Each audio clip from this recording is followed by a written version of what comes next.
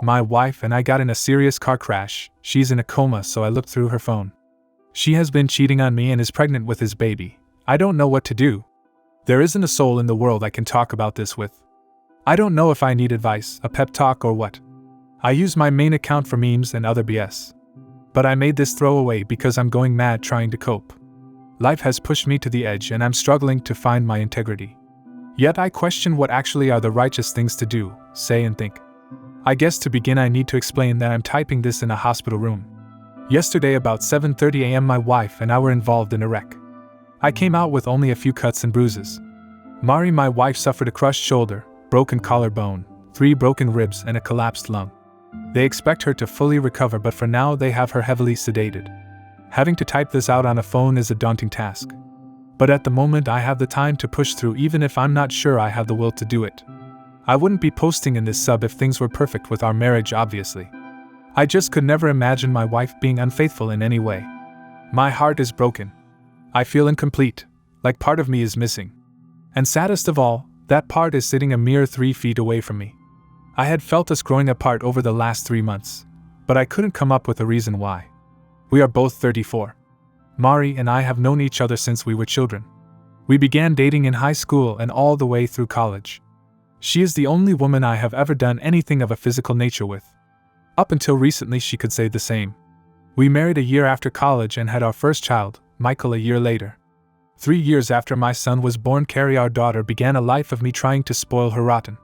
I love my kids more than life itself. If not for them, I'm not sure I would be here right now. They were not involved in the wreck, thank God. They were spending the night at my parents'. We were due to fly down to Florida for a cruise yesterday afternoon. Obviously, that is all cancelled. But my wife decided to go out with her best friend even though I urged her to get home and not drive around in the snow. She swore she and her best friend Rebecca were just going to have a few drinks since they wouldn't see each other for a week. I went to bed and slept like a baby until about 5 a.m. I got up and looked out the window to see my wife's car was not out front, but we'd gotten several more inches of snow. I assumed Mari and Becca got a little too drunk and crashed at her place.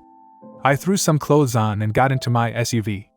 Before I left, I texted Mari to tell her not to drive, that the snow was too deep and I was coming to get her. It remained on unread. I cannot guess how many times I have wondered what would have happened if she'd read that text. I'd still be living a lie. I'd still have a gut feeling. But I wouldn't be in the utter misery I now find myself. I got to Becca's and pulled up in front of her condo. I looked at the message again, and it still had not been read. I had actually hoped Mari would read it and be ready when I arrived. But I resigned myself to the fact I'd have to go in and wake her. The front door was unlocked, so I walked in and looked to the TV room to my right. There was nobody passed out on the sofa. Rebecca's bedroom was downstairs, and I didn't want to wake her. So, I took the stairs up to her guest room and opened the door. Then my life ended. I remember walking into the room and seeing 2 heads peeking out from the covers. I remember leaning down to pull the comforter toward me. I even remember seeing my wife laying her head on some guy's shirtless chest. The next thing I remember was Becca, Mari, and some half-naked guy I'd never seen trying to pull me off of him. I'd probably be in jail right now if they hadn't. But I honestly don't remember a damn thing. So right or wrong, I don't really feel too bad about that. My wife, on the other hand. Well, that changes from minute to minute these days. When I came to my senses, the dude said he'd get his buddy to the hospital. Mari bawled her eyes out while Rebecca and I screamed it out. I told her and my wife I was leaving, and she had 5 minutes to be in my car or to not bother coming home. She was there in 3. Really not a good idea to be angry driving in snow, even with 4-wheel drive. But it was another vehicle that veered into our lane and forced us through a guardrail. That's what caused Mari's injuries. The car rolled, thank God for airbags. But we lived. The kids don't even know we had a wreck. I haven't called anyone. I probably should have. But this wasn't just a wreck. My life has been wrecked, and I'm trying to gauge the damage before I start bringing others into the situation. I'm numb, and yet I hurt like hell, and not from the wreck. I feel like I don't even know the person laying in that hospital bed. I want to ask her so many damn questions. But I really don't want to know any of the answers. She obviously no longer loves me. No one with a soul could cheat on someone they love.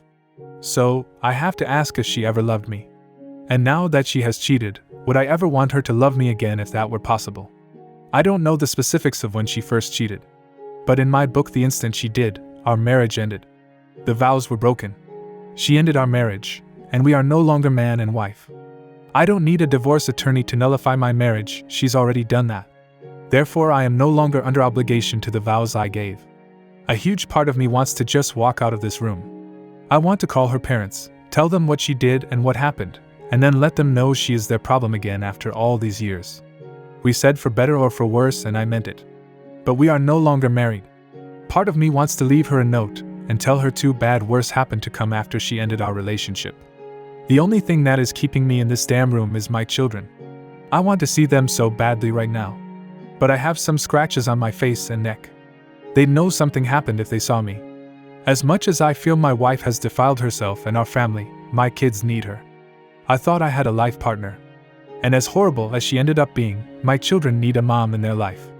There are going to be talks I am not qualified to have and wouldn't know where to begin. There are going to be injuries that need kisses instead of being told to walk it off.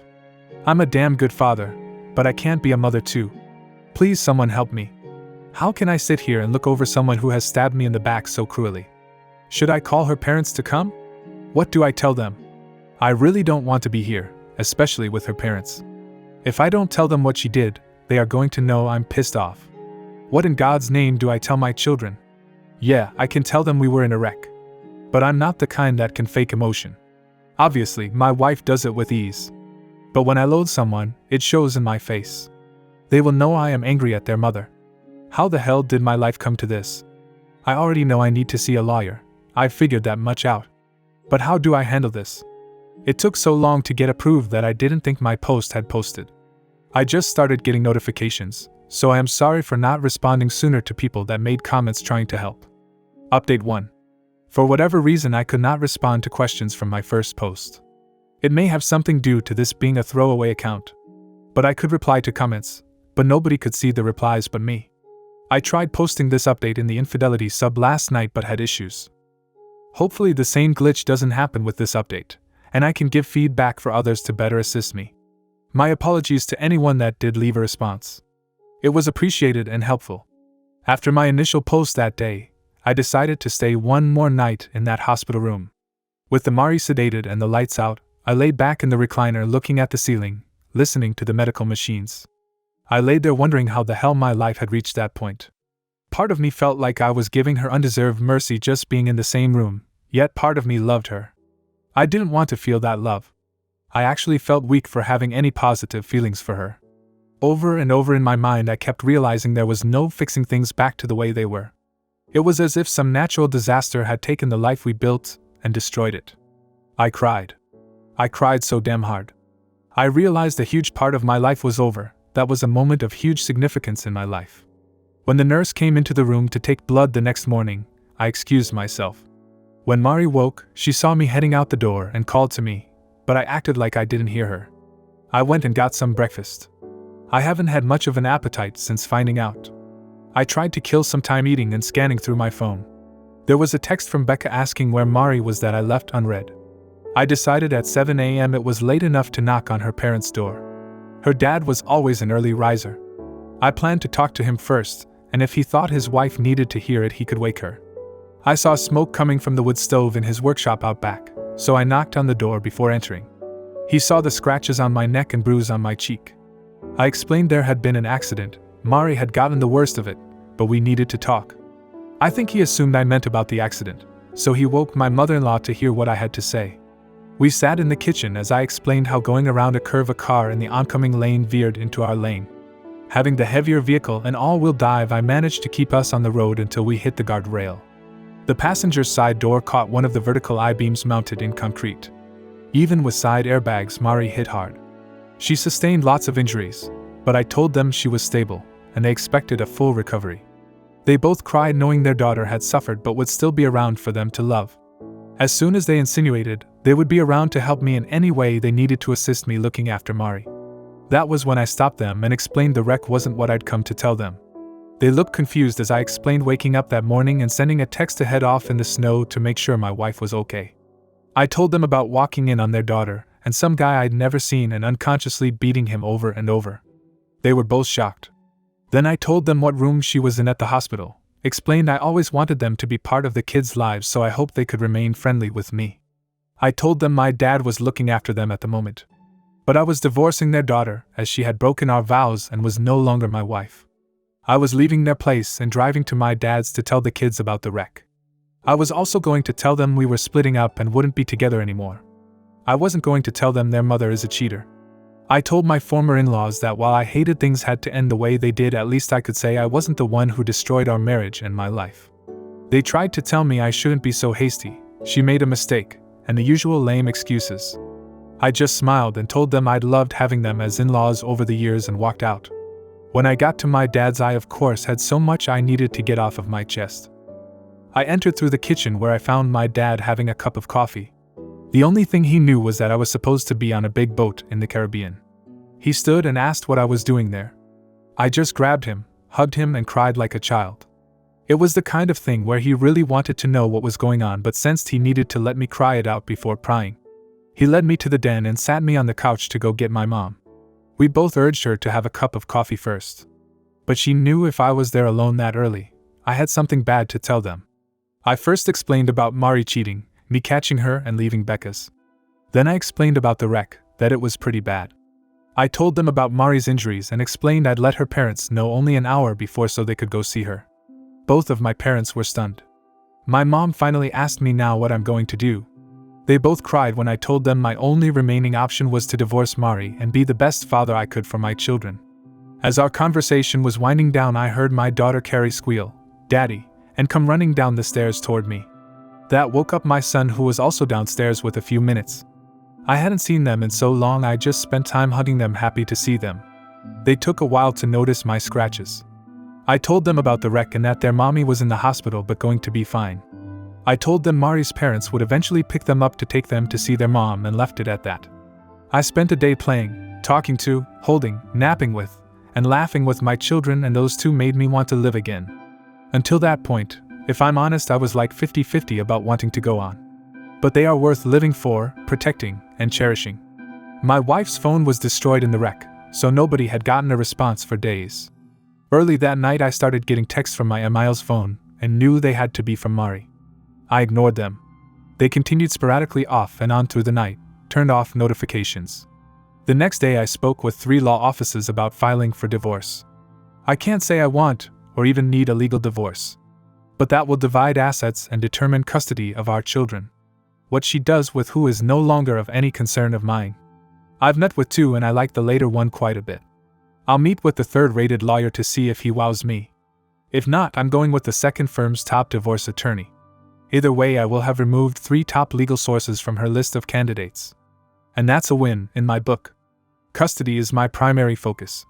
I'm not going for full custody, and I wouldn't want it if I could get it. They need their mother in their lives. But because she did what she did, she can never again be a part of my life. A go-between can drop the kids off on time whenever they need to be where they need to be. Not a reason in this world for me to ever say another word to her. I obviously never knew her, so why would I continue to interact with a stranger? I go back to work next week from what would have been our cruise. I didn't tell a soul at work we didn't go or anything about the wreck.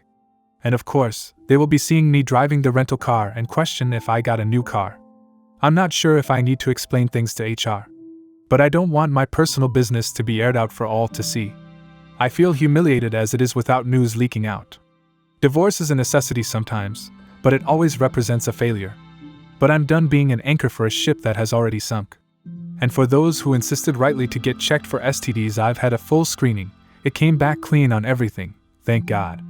Even that was enough to make me feel like some trench coat pervert when I did nothing wrong. I assume by this time Mari has left the hospital. Her parents did not even attempt to bring her to the house. They couldn't have contacted me anyway due to Mari's constant texts I wasn't reading. As soon as I can get divorce papers filed and her served, I can be done with the biggest mistake of my life.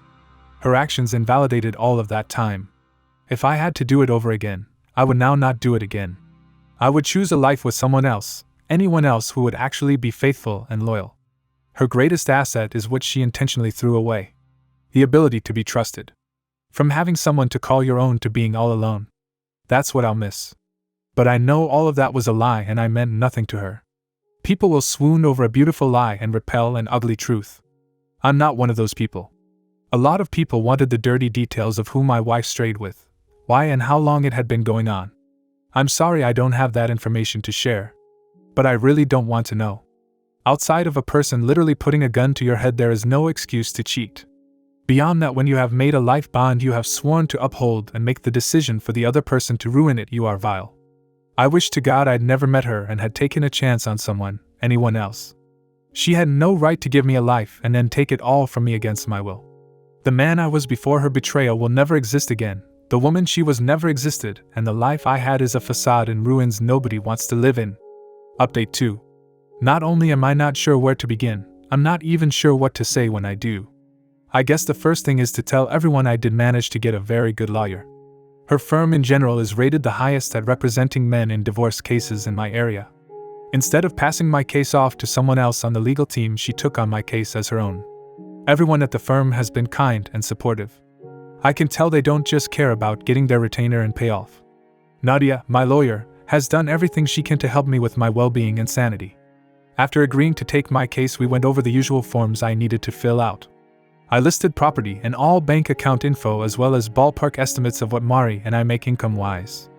After explaining about the wreck and what I saw just before it happened, she asked if I'd had an STD panel.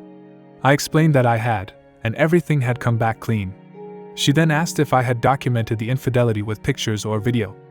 I told her I hadn't been thinking rationally enough at the moment to do that. She phoned a PI her firm uses and set up a meeting between he and I the next day.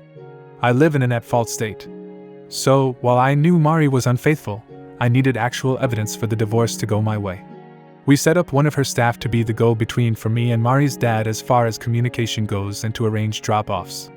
I got her aide to go ahead and notify my soon-to-be ex-father-in-law that my ex could have the kids that upcoming weekend and following week. Nadia then asked if I had arranged therapy for me and my children. I explained I was due to have my first therapy appointment that week. But as the children had yet to be told anything, I was holding off on that. She told me as soon as I felt they were in need of any professional attention to let her know. She had several therapists she could recommend. She expressed what seemed to be sincere condolences I was having to go through all I have and will. I tend to dislike lawyers, but I do think I might have found one with an actual soul. She gave me a list of things to collect and do before our next meeting. Many of the instructions were identical to the advice users post here. So, when she told me to drop by the drugstore to get 2 DNA kits, I thought nothing of it. I knew it was standard protocol. When I got home with the kids that night, I did the cheek swabs for me and them. I sealed everything up and mailed the kits off after taking the kids to school the next morning. 2 days later was Friday and the go-between dropped the kids off with their grandfather for the weekend that morning. I went to work, and I was just coming back from lunch when I got an email notification from my personal account. I could see it was 2 emails from the lab, so I waited to get to my computer to view them. At my desk I opened the first email and clicked a link. The results said my son Michael is in fact my son. I opened the other email and clicked the link. I read what it said. I read what it said again. I couldn't really say anything, I just started shaking my head. I knew I had to get out of the office before breaking down. But I managed to do screenshots of both results and email them to myself as photo files. I went to my car and began bawling as the realization my daughter Carrie was in fact not my daughter set in. I can't imagine having an arm cut off would hurt much more than losing a daughter. It honestly felt like my soul had been taken from me. I don't know any other way to describe it. I didn't know who to call. I just sat there crying and wishing like hell I could wake up from my nightmare. I downloaded the 2 files from my email account and texted the pics to my lawyer. Within 20 seconds Nadia called asking where I was. Work was all I could manage to say. She told me to stay there and someone from the firm would be there in a few minutes. I ended the call and opened the door. I began to vomit uncontrollably until I was dry heaving. By the time I managed to stop puking and feeling dizzy, one of the paralegals arrived to pick me up. She took me to the firm, and as soon as Nadia finished with the client, they ushered me into her office. The first thing she told me was that sometimes the tests come back wrong. She said she understood I was upset and had every right to be. But she urged me we needed to test Carrie and me again in a local lab to ensure nothing gets contaminated. I couldn't believe what was happening. Even after catching Mari cheating, I just assumed the DNA test on the kids was a formality. I would have never thought my wife would ever be unfaithful. But imagining she was capable of having some other man's baby, if true, who in the hell did I marry? I couldn't even confront Mari if I wanted to. I didn't have concrete proof. Yet I couldn't imagine if the results confirmed what we highly suspected, how she and I would ever have that conversation. One of the ladies in the office at the firm had a blood pressure cup and checked mine to make sure it wasn't at dangerous levels. It was elevated, and I did feel like I was close to a panic attack.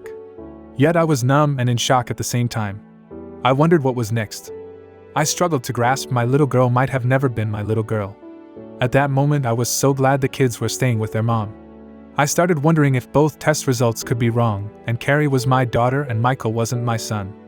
I knew I couldn't wait 2 days to know the truth. So, the go-between set up a time she could pick Carrie up the next day for a few hours and take her back to Mari's parents. We did the test in a sterile environment, and by trained medical staff. There was no mix-up. I am not Carrie's father. It still took a day to get results, and she was back with her mom by the time I got them. But I cried even harder the second time, and I'm so glad Carrie wasn't there to witness it. I sent the results to my lawyer, and she called to check on me. She urged me to seek out family and not go through things alone. I got into my car and drove to my dad's crying the whole way. When I got there and saw my mom, she knew something was wrong, but couldn't get it out of me. Finally, I just managed to utter, "Carrie is not my daughter." Mom asked me, "What?"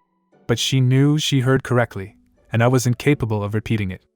After about 30 seconds of silence other than me weeping uncontrollably, she stood and got her cell phone. She called my dad. She told him to hurry home, but please be very careful, that I had bad news. I could tell my dad wanted at least a hint at what could be so bad. She just urged him to be safe and get home as soon as he could. He arrived in about 20 minutes, and we all just had a long cry for hours. I'd console my dad. He'd console my mom. They'd console me. But we were all inconsolable. They of course asked me about Michael, and I assured them he was mine. They both expressed relief and then felt badly for being relieved to only be losing one grandchild. They asked me what I was going to do. I told them I didn't know. The only thing that was certain for me at that moment was that Carrie would never want for anything she needed and most things she wanted. I didn't even care about potential required child support at that moment. She was going to be taken care of. As horrible as I was feeling for myself, I felt even worse for Carrie, being totally innocent. Did I want custody of her? Could I get custody of Carrie even if I wanted it? I began to wonder if Mari knew or suspected. I suddenly wanted some damn answers. I met with Nadia after work Monday, and she told me she'd met with the private detective hired to follow Mari. Due to the wreck, she hadn't been out of the house to cheat anymore. So, I wasn't surprised he didn't have recent evidence. But one of the things Nadia had me bring was Mari's old cell phone from out of a drawer at home. He was able to get in and access nearly every app as if he were on her destroyed phone. He found nudes sent and received to and from various guys. Tons of messages and sexting with enough admission of guilt in them to sway any judge. I was asked if I wanted to see any of the pictures or read the texts. I declined. But Nadia and I did need to plan how I was going to confront Mari about Carrie. She thought it best to do it in her office if Mari could be talked into it. She called Mari's mom's cell in front of me. I heard Mari's voice for the first time since I left the hospital. Nadia got straight to the point and told her she needed to meet with me to explain a few things. My ex declared she'd been waiting and wanting to talk. She was asked if her lawyer could be contacted. Mari said she didn't have one but said she was willing to come the next afternoon to talk. It was all I could do to get through that next day without crying like a lunatic at work and yet pretend to be getting things done. I was barely able to keep lunch down, but I left at 3 and headed to the firm feeling nauseous. I arrived first intentionally. I wanted her to be forced to enter, sit on the side away from the door and unable to try and approach me. I was scrolling through pictures of our perfect family that never existed when she came in. She needed assistance walking and was still in 2 casts from the wreck. I didn't have to worry about her trying for a hug. I thought she might be playing it up for sympathy, but we did have a bad wreck. I finally wanted her just to sit the hell down so I could ask her to explain herself. Once we were all seated, water was offered and the meeting began. My lawyer started by asking Mari if she minded us recording the meeting. She was fine with it. As soon as we started recording, my soon-to-be ex-wife began to try and apologize. I bluntly interrupted her and asked her point-blank how many men had she cheated on me with, and when did it start. There were enough confirmed hookups from the PI to know the guy I caught her with wasn't the first by a mile. She didn't know what we knew, of course. And I guess to reduce the severity of the incident before the wreck, her plan was to only admit to what she knew we knew. I asked her again, rough estimate, how many men she had slept with since our son was born. Giving that specific time frame seemed to give her a minute's pause, but she kept trying to act clueless. She still thought it was all a game at that point, and I was losing my cool. Nadia put her hand on my shoulder and gently pushed me back away from the table. She looked at Mari and asked if I was a good father. She quickly gave me a glowing review saying she couldn't ask for a better father to raise her children. I wanted to stand and flip the table at the way she stated her children. Nadia then asked her if the other father of her child was going to be a good dad too. As Mari was asking what other father she was talking about, my counsel slid the paternity results for Carrie across the table. As much as I have hated what my life has become since discovering her cheating, I needed to be there to see her reaction in person.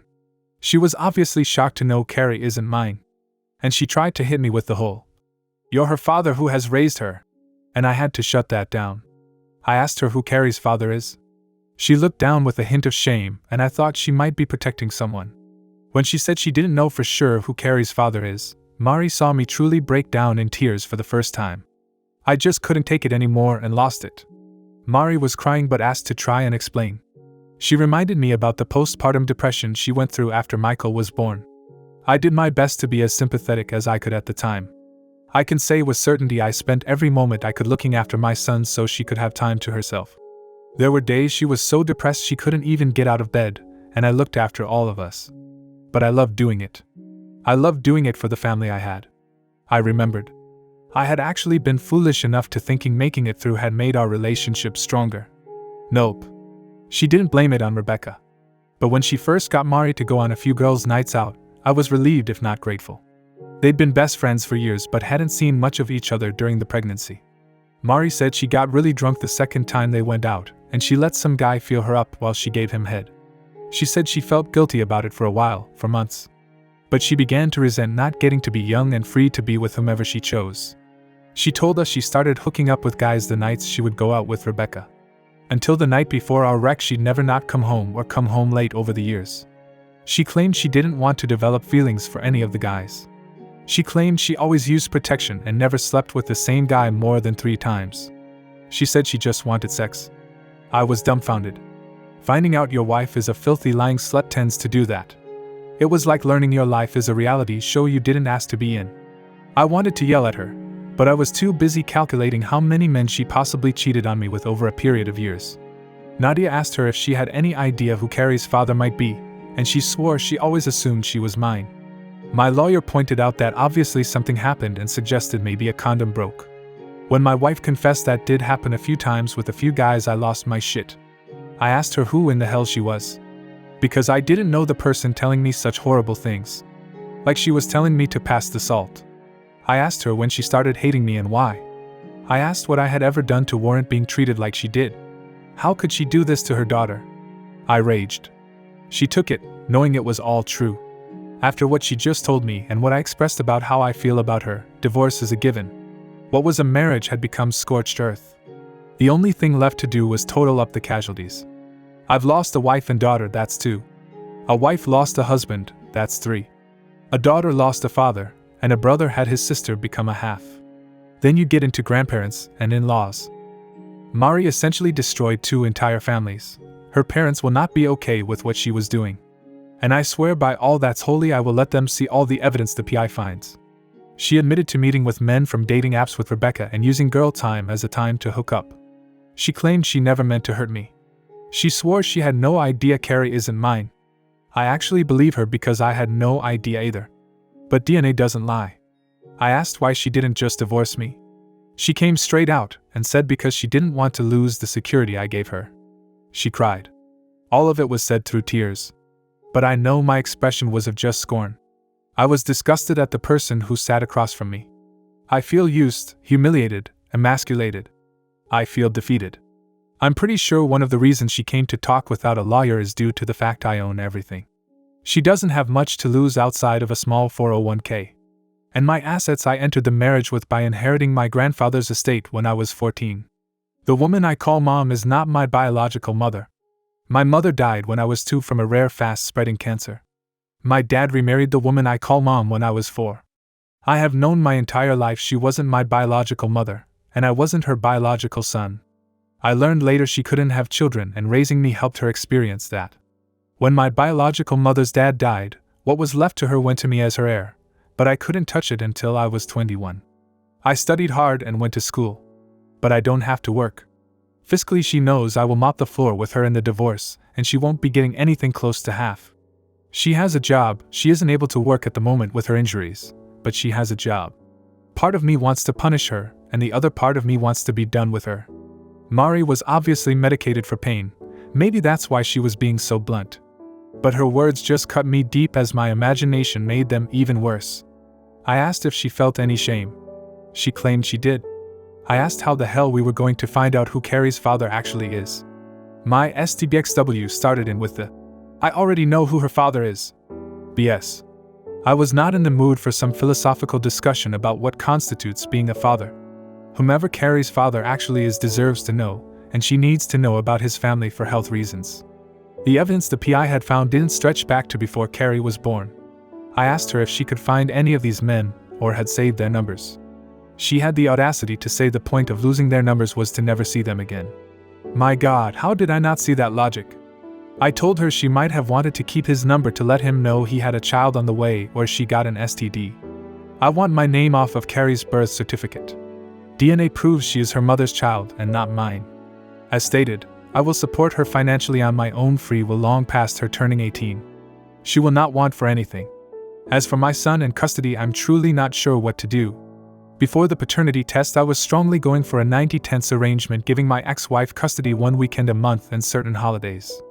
Now that Carrie is not mine, I don't feel right about pursuing custody for her even if I could get it.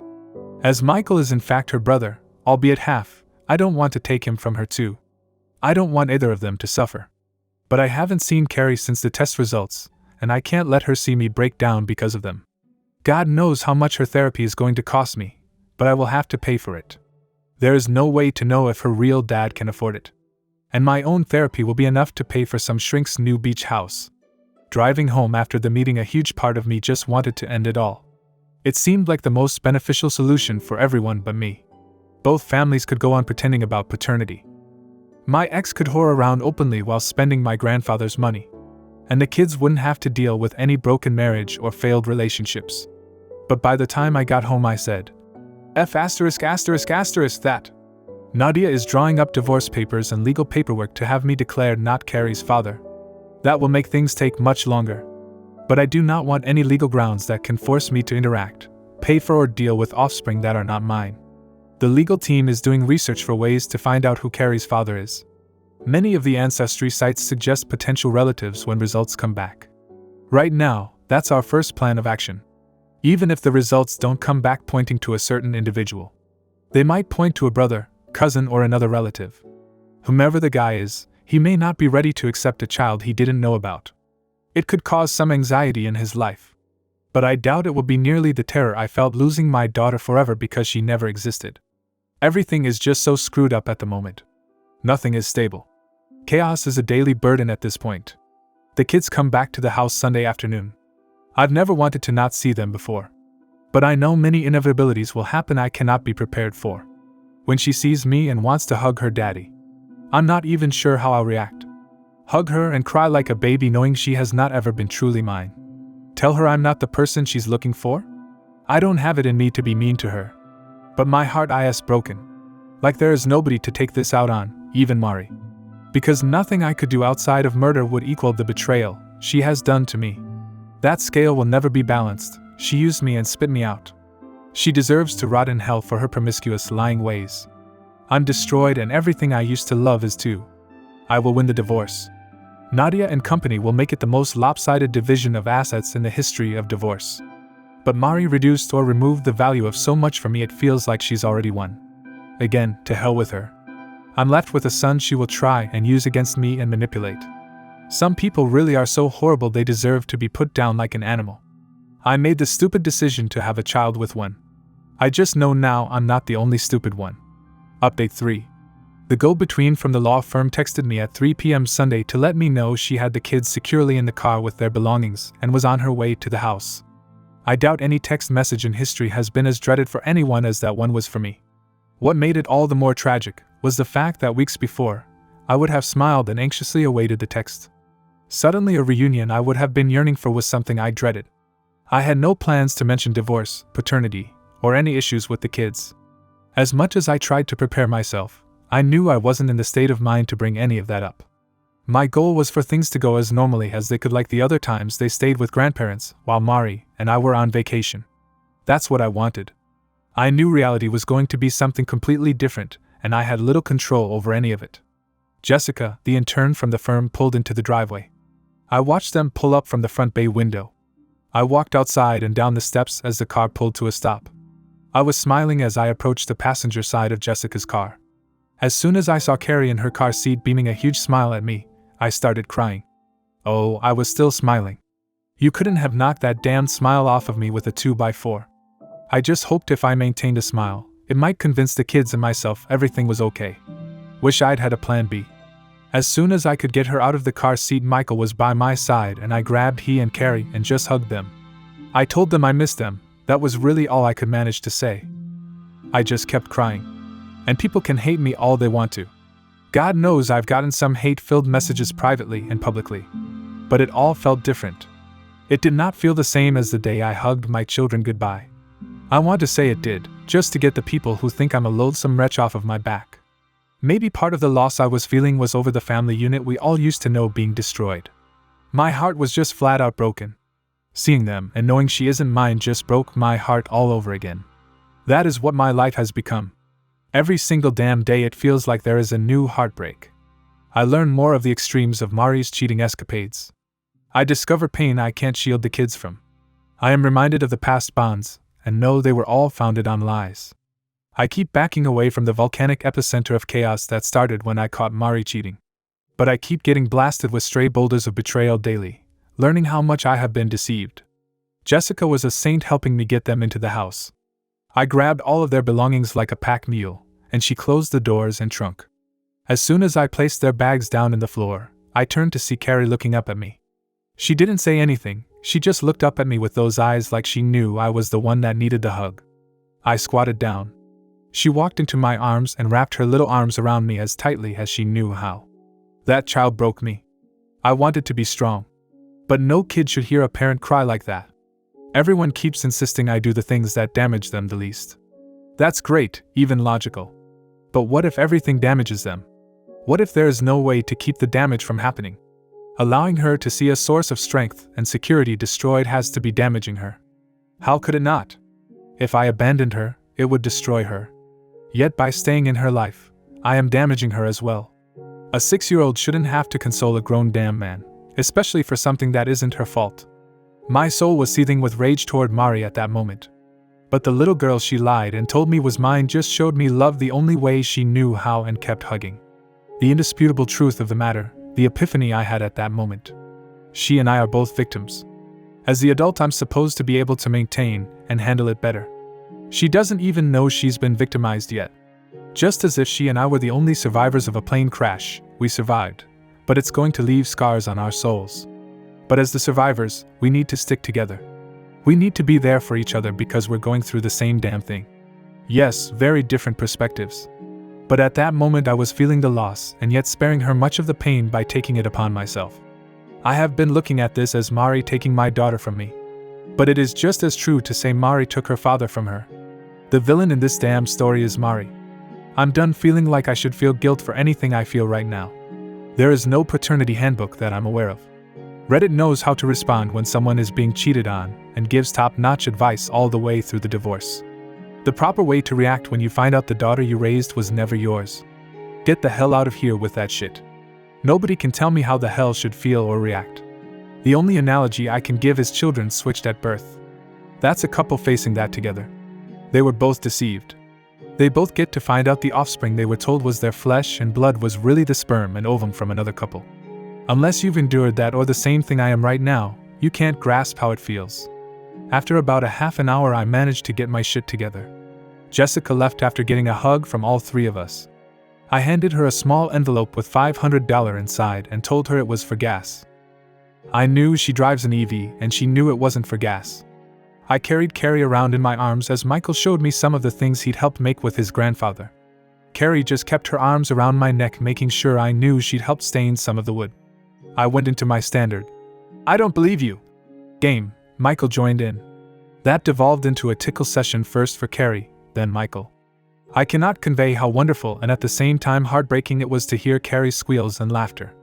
Seeing Michael happy and laughing was a joy for my broken soul, because I knew the future held little to none of what we were at that moment enjoying. They teamed up to wrestle me. I like seeing them work together even if it was against me. Father or not, by the time she's old enough to date I'll have her able to say, no, with feeling. I put on some music. Ever since she was a baby, Carrie has loved music. I have danced with her from the first week she was born up until the previous month. I'm sure I look goofy. I don't care. I have fun, and she loves acting as silly as me. I got Uber Eats to bring takeout for dinner. We aren't Asian but sure as hell eat like it. Michael can throw down some lo mein for a 10-year-old. And for whatever reason Carrie loves crab rangoon. I didn't eat much. My appetite has taken care of any weight loss issues I had. I just enjoyed getting to have dinner with them again. They both had school today. So, I got them bathed, PJ'd and ready for bed. Michael likes to read a book as he is settling down. I gave him a hug, told him I loved him, and I'd see him in the morning. I got Carrie tucked into bed and read her a storybook while pointing out things in the artwork. I had her about ready to nod off and I felt myself welling up with tears. I kissed Carrie on her head and told her, I love you. For the first time since finding out. Call me the biggest asshole on the planet. I don't care. But saying it was like allowing myself to admit it. Everything in my life has been a struggle in recent days to figure out what is real and what wasn't real. My love for Carrie is real. I love her. I do feel different. Right or wrong I do. But I love her. I went from not wanting to take anything away from her to continuing to want to give. It's a huge difference. But anyway, I was sort of waiting for Carrie to tell me she loves me. I mean I know she does, without her saying it. No, she took the moment to tell me. Mommy loves you. I knew what she said. I made a point not to snap at her and be as sweet as I could possibly be when I asked her. Carrie, why did you tell me that? She said Mommy told her. I very sweetly asked if Mommy just said that, or if Mommy told her to tell me that. It seemed my soon-to-be ex-wife had to explain why I hadn't been to visit, wouldn't be coming over, and she wouldn't be coming home with them. She actually told the kids her parents' house was her new home, which I was kind of glad of. But the I love you BS I still had to get to the bottom of. I pried some more, then Michael came into the room. He revealed their mom had told them she wouldn't be coming home because I didn't love her anymore. What the F*** was I supposed to say to that? Yep. It's all on me, I just fell out of love with your mom. Blame me. Was not happening. I called our usual sitter. I asked if there was any way she could come over for a few hours to look after the kids. Since they were already in bed and that meant she could study while getting paid, she agreed. I got into the car and made a beeline for my in-laws' house. I didn't bother calling first. When I got there, I knocked on the front door and asked to see Mari. Her mom led me to her childhood room where she was recuperating from her injuries. I turned to her mom and placed my hand on the doorknob before telling her Mari and I needed to chat. She sensed I was a little on the pissed off side. So, she scurried out of blast radius. As soon as the door was closed, I asked just who the foo *** she thought she was trying to pin our split on the fact I could never love her again. She said it was the truth. I told her perhaps, but the reason I could never love her again is the fact she is a lying, deceitful, worthless, promiscuous, lying, whore. Way to deflect blame on her little role in everything. She then said she's already tried to apologize but I didn't want to hear it. I exploded. I asked her what foo *** good a damned apology was going to do. It wasn't going to undo the damage, and it wasn't going to keep the damage from happening. And in spite of all of that, I didn't believe she was truly sorry for what she'd done. I asked her how she could manipulate two innocent children to make me look like the bad guy if she had any guilt. I asked her at what point I became the bad guy that destroyed our marriage. Without missing a beat, she told me when I didn't give her a second chance. Not going to lie, I stopped her and asked how much pain medication she was taking and if she was drinking alcohol with it. That was the only logical way I could see her thinking a worthless lying tramp deserves a second chance, mercy, to be treated with dignity and respect. Nope, she lost all of that by her own actions. Again, I don't even know who my wife is anymore. It's like she's been possessed by the ghost of Caligula or Charlie Sheen. My beautiful virtuous wife was replaced by a soulless hookup harlot, and it's a miracle of God himself my junk hasn't rotted off due to her disgusting actions. I asked her if she felt justified destroying everything in her life for sex. She said it wasn't just for sex. I reminded her she claimed to want no emotional involvement. She said much of it, especially at first, was about validation. She said she liked being chased. She got pissed when I asked how she could ever consider herself chaste. But she can go get bent. Actions affect how you are perceived the rest of your days. She can deal with it. Mari and I ended up talking several hours. When she went through the depression after having Michael, she even told me I had been the best supportive husband she could have asked for. So I had to ask, why betray me so cruelly? She said despite such a happy event in our life, there was a part of her so anxiety-ridden she actually wanted to die. She said she felt love in her heart for me and for Michael. But for some reason she couldn't understand, she felt depressed and dead inside. She stayed out of work for an additional 6 months due to her issues. I got her the best shrinks and doctors money could buy. She admits as much. And she said even that started making her feel guilty, feeling she was letting me down. I was carrying us. She said she felt overwhelmed even though she knew she wasn't bearing any of the burden. She said she started to doubt if she ever should have become a mother despite always wanting to be a mom. She withdrew from friends in person and via internet/text. She told me every day she loved me and apologized. I told her I had nothing to apologize for, I just wanted her to get better. Maybe she was apologizing for what she was about to do. When Rebecca came to the house unannounced that first day, I was so glad to see her. I knew Becca was ballsy enough to not be pushed away but be kind enough to get Mari to open up. It still took months before anything that could be considered a night on the town occurred. Just getting Mari to go to Starbucks was a victory at the time. There are a ton of guys thinking I'm the biggest schlep on earth letting my wife go to bars or clubs with a single girlfriend. 99% of the time you would be 100% correct. And I should have put a stop to it much sooner. But at that moment in our lives, after all the sadness and isolation, getting her out and about seemed to cheer her up even after just the first time. She tried to explain she'd suddenly become a wife and mother in a period of 2 years. She said seeing how thirsty men were for her, even if it was for sex, boosted her ego. She claimed the first incident wouldn't have happened if she hadn't been so drunk, but it happened willingly. Once the knob was slobbed, she knew I'd never touch her again if I knew. She knew she'd lose everything because she came into the marriage with nothing. I asked her if she ever thought I'd find out about her cheating, or how I'd react if I did. She said she knew it would destroy me. She claimed she felt horrible about it. I asked the obvious question, why continue to cheat? She claimed as soon as she sobered up after cheating, she felt guilt, shame and regret. I did remember her being really sad for a week after going out the first time. Rebecca came over and the two of them talked for hours alone. From that point for months, I had the old Mari back. She revealed she told Becca that day she felt unworthy of me because of what she did. She knew if I found out we were done I would go after Michael. She claimed she decided to take it to the grave and try to be the best wife she could be in every way to make it up to me. Reg flagged, yeah, now? Think I'm a fool all you wish. But we had a baby to look after and I had been doing 95% of the caregiving. Overnight I got my wife back. At the time I would have been stark raving mad to think that was a red flag. It was a damned miracle at the time. Within 2 weeks I was back working part-time, then full-time once Mari was fine as a psalm. Looking back, the time just before and just after Michael was a year old, those had been some of the happiest of our lives, at least for me. To find out it was all due to her trying to make up for blowing a stranger in his car forever altered those happy memories. I asked why she cheated again, if I just wasn't enough for her? I had always thought we had a great sex life aside from her depressed period. She always acted like she enjoyed sex with me. She claimed the longer she went keeping the secret, the worse she felt about herself.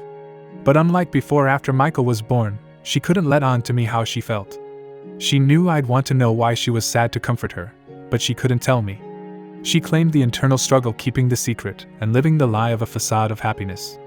She reminded me when I went to a reunion of my bio mom's family out of state. I took Michael with to introduce him to her family for the first time. Mari canceled at the last minute claiming she was ill. I couldn't have stopped her from cheating on me at that moment. That was already done.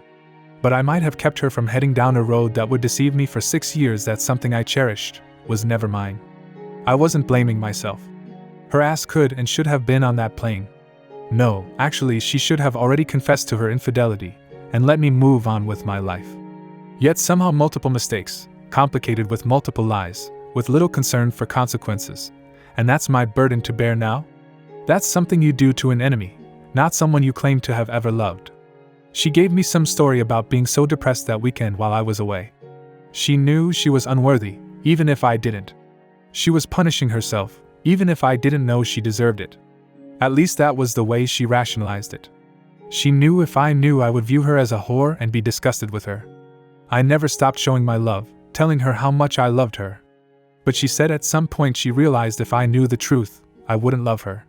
The attention I focused on her didn't matter, it didn't carry the same weight as before. Because she realized she was unworthy of the attention, and I'd realize that too if I knew about her sleazy rendezvous.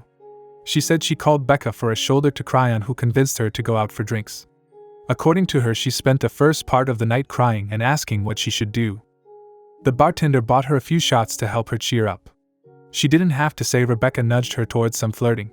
She found herself kissing the guy in the back alley behind the bar and stopped herself. She went back inside feeling even worse than before because she realized she cheated yet again. More alcohol. Becca needed someone to help Mari inside. She asked the guy who just had his tongue down my wife's throat. Rebecca left them alone and clothes came off. I asked her if she once thought of Michael, if I ever entered her mind as she betrayed us both. She got pissed and told me she never betrayed her son. I let it be known she betrayed not only me and Michael, but Carrie, our parents, everyone who watched us take our vows and God above. She betrayed the sanctity of our family and marriage. But I stopped and just shook my head, telling her despite what she'd done to that point, she should have just let me go. I told her I would have looked out for Michael, she could have whored around with the entire state after we divorced. I told her I would have gladly written her name on bathroom stalls for her. But she didn't. She kept lying. She kept cheating. So much of it disgusted me to hear. Like she had an actual strategy after the first few guys. She didn't want them getting attached to her, as she wasn't going anywhere unless she had to. She wasn't looking for an emotional connection. She called it fishing. Getting a guy's number, break the ice, give a little nibble, pull away, get him to pursue, but on her timetable. When she said she already knew, I thought she was beautiful. Getting second opinions didn't feel like a bad thing at the time. I just looked at her, shaking my head. At any rate, the bartender is not Carrie's father. That much we are sure of. He was months too early in the game to have been the sperm donor, and she claims they only hooked up that one time. I asked if she could remember the names of the specific guys she was talking to and getting to pursue her. Maybe a coup of first names, but I wouldn't know where to find them. Was enough to shut that conversation down for the night. Yeah, I wanted more answers. But the details of the BS aren't coming out in one night. And that wasn't what I came there for. She was seated in a chair to be able to prop up her cast on pillows. So, I got down inches from her face. I told her she was a pitiful excuse for a human, and I truly believe she has no soul. I told her that her actions have caused unimaginable pain and will continue to do so in the future. But I looked her squarely in the eyes and let her know I was not going to let her hurt my children anymore. I told her point blank that I was the one who got deceived for 6 years. If anyone was going to be getting a little slack for focusing on his needs, it was going to be me. But Mari, I told her, and I meant every word, petty bullshit and manipulation is just going to make me loathe her even more. We weren't getting back together ever. I was disgusted for her to even touch me. Loyalty wasn't even in her vocabulary. But father or not, I was going to be loyal to Carrie. I was going to protect her as much as I could. And if I end up having to protect her from her mother's lies, manipulations, and deceit, so be it. I told her Nadia has friends that would love a new BMW for getting her declared an unfit mother. I went there. It was a threat. And I meant every damn word. I told her if she had things to say, she could say them to my face. Getting Michael or Carrie to relay things their mother said was not happening ever again. Carrie was to know little to nothing about any details of our divorce and for right now paternity. But when the time came to tell her I would be the one who would break that news. It would be me who got to explain how her mother victimized us both, but we survived together. There was no way in hell I was allowing the person who destroyed so much for us both get to downplay it or blame me. That horrible news wasn't coming anytime soon for her as far as I planned, until the need arises. And I'll decide when that is. I pointed out she doesn't have a lawyer and let her know the kids would be staying with me for at least the next 2 weeks. She needed some time to reflect on not only the entirety of her betrayal, but her cruel manipulation that will only hurt Carrie. I'd let her know when she'd earned the right to be a mother again. There wasn't much she could do. I had the kids. She's in 2 castes. Let her live with some loneliness. My God, I've made mistakes in my life. On the drive home I kept wishing somehow I could have just known how things would turn out. And this is the biggest struggle of my life. I hope it is the biggest struggle I ever face. But so much has been destroyed. The sham marriage I was living needs to be torn down, ground into dust, and the soil tilled with salt. But there is no reason to hurt a little girl who at the moment is blissfully unaware at the battle between her mother and her daddy. I want it to stay that way. Those children cannot see us together. When Mari and I are in the same room, the entire aura oozes venom. That's beyond toxic for us. I'm not subjecting the kids to any of it. I will not fight her in front of them. But I swear I will put her in her place and call out the slightest BS. I'm sorry this has been long. I just feel like every decision I make has 1,000 ramifications. The man up. DNA doesn't matter. People need to understand that hurting Carrie is the last thing I want to do. And I have every intention of being not only in her corner, but fighting for her. I don't know how this shit is going to end. But me and that little girl got shafted by the same person. A person that I refused to let damage her the way she damaged me. Not happening. And no mother foo ***er is coming around my daughter until I allow it. That won't be Mari's decision either. If I check his background and meet him, I'll make that call if the day ever comes. Until that point, my son Michael, my daughter Carrie, and I are weathering a storm. I've managed to shield them from what's coming. I will shield them from as much of the shrapnel as I can. But our souls are all going to bleed a time or two before this is all over. This carnage could have been prevented, but once the bomb goes off it can't be avoided. I'm sorry for venting. I intended it as an update only.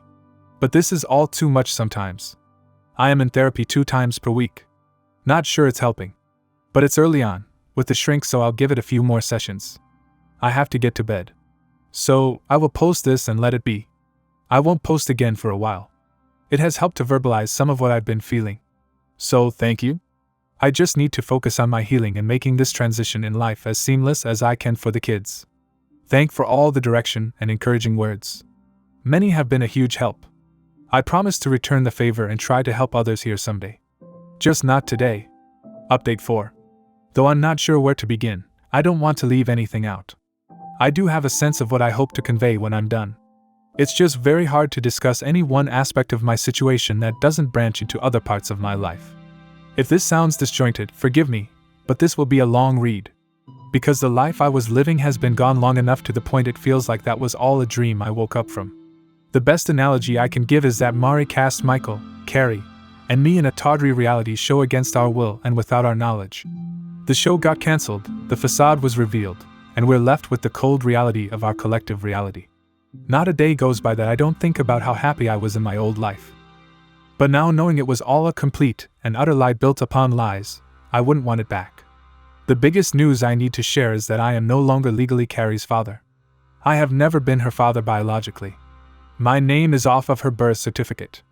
Officially, because Mari and I are still married, I am now Carrie's stepdad, as odd as that sounds and is to say. When the divorce is finalized, as things presently stand, I will officially be nothing to her, nor her to me. What should have taken about 2 months to do, took 4 months because there was an upcoming divorce to consider. My name had to be removed from her birth certificate to properly forge ahead with the divorce. Legally, I had every right to pursue having my name removed from the birth certificate of a child that is not biologically mine. It was still left up to the ruling of a judge to adjudicate if removing my name was in the best interest of the child. DNA is legally binding to make you pay child support for 18 years.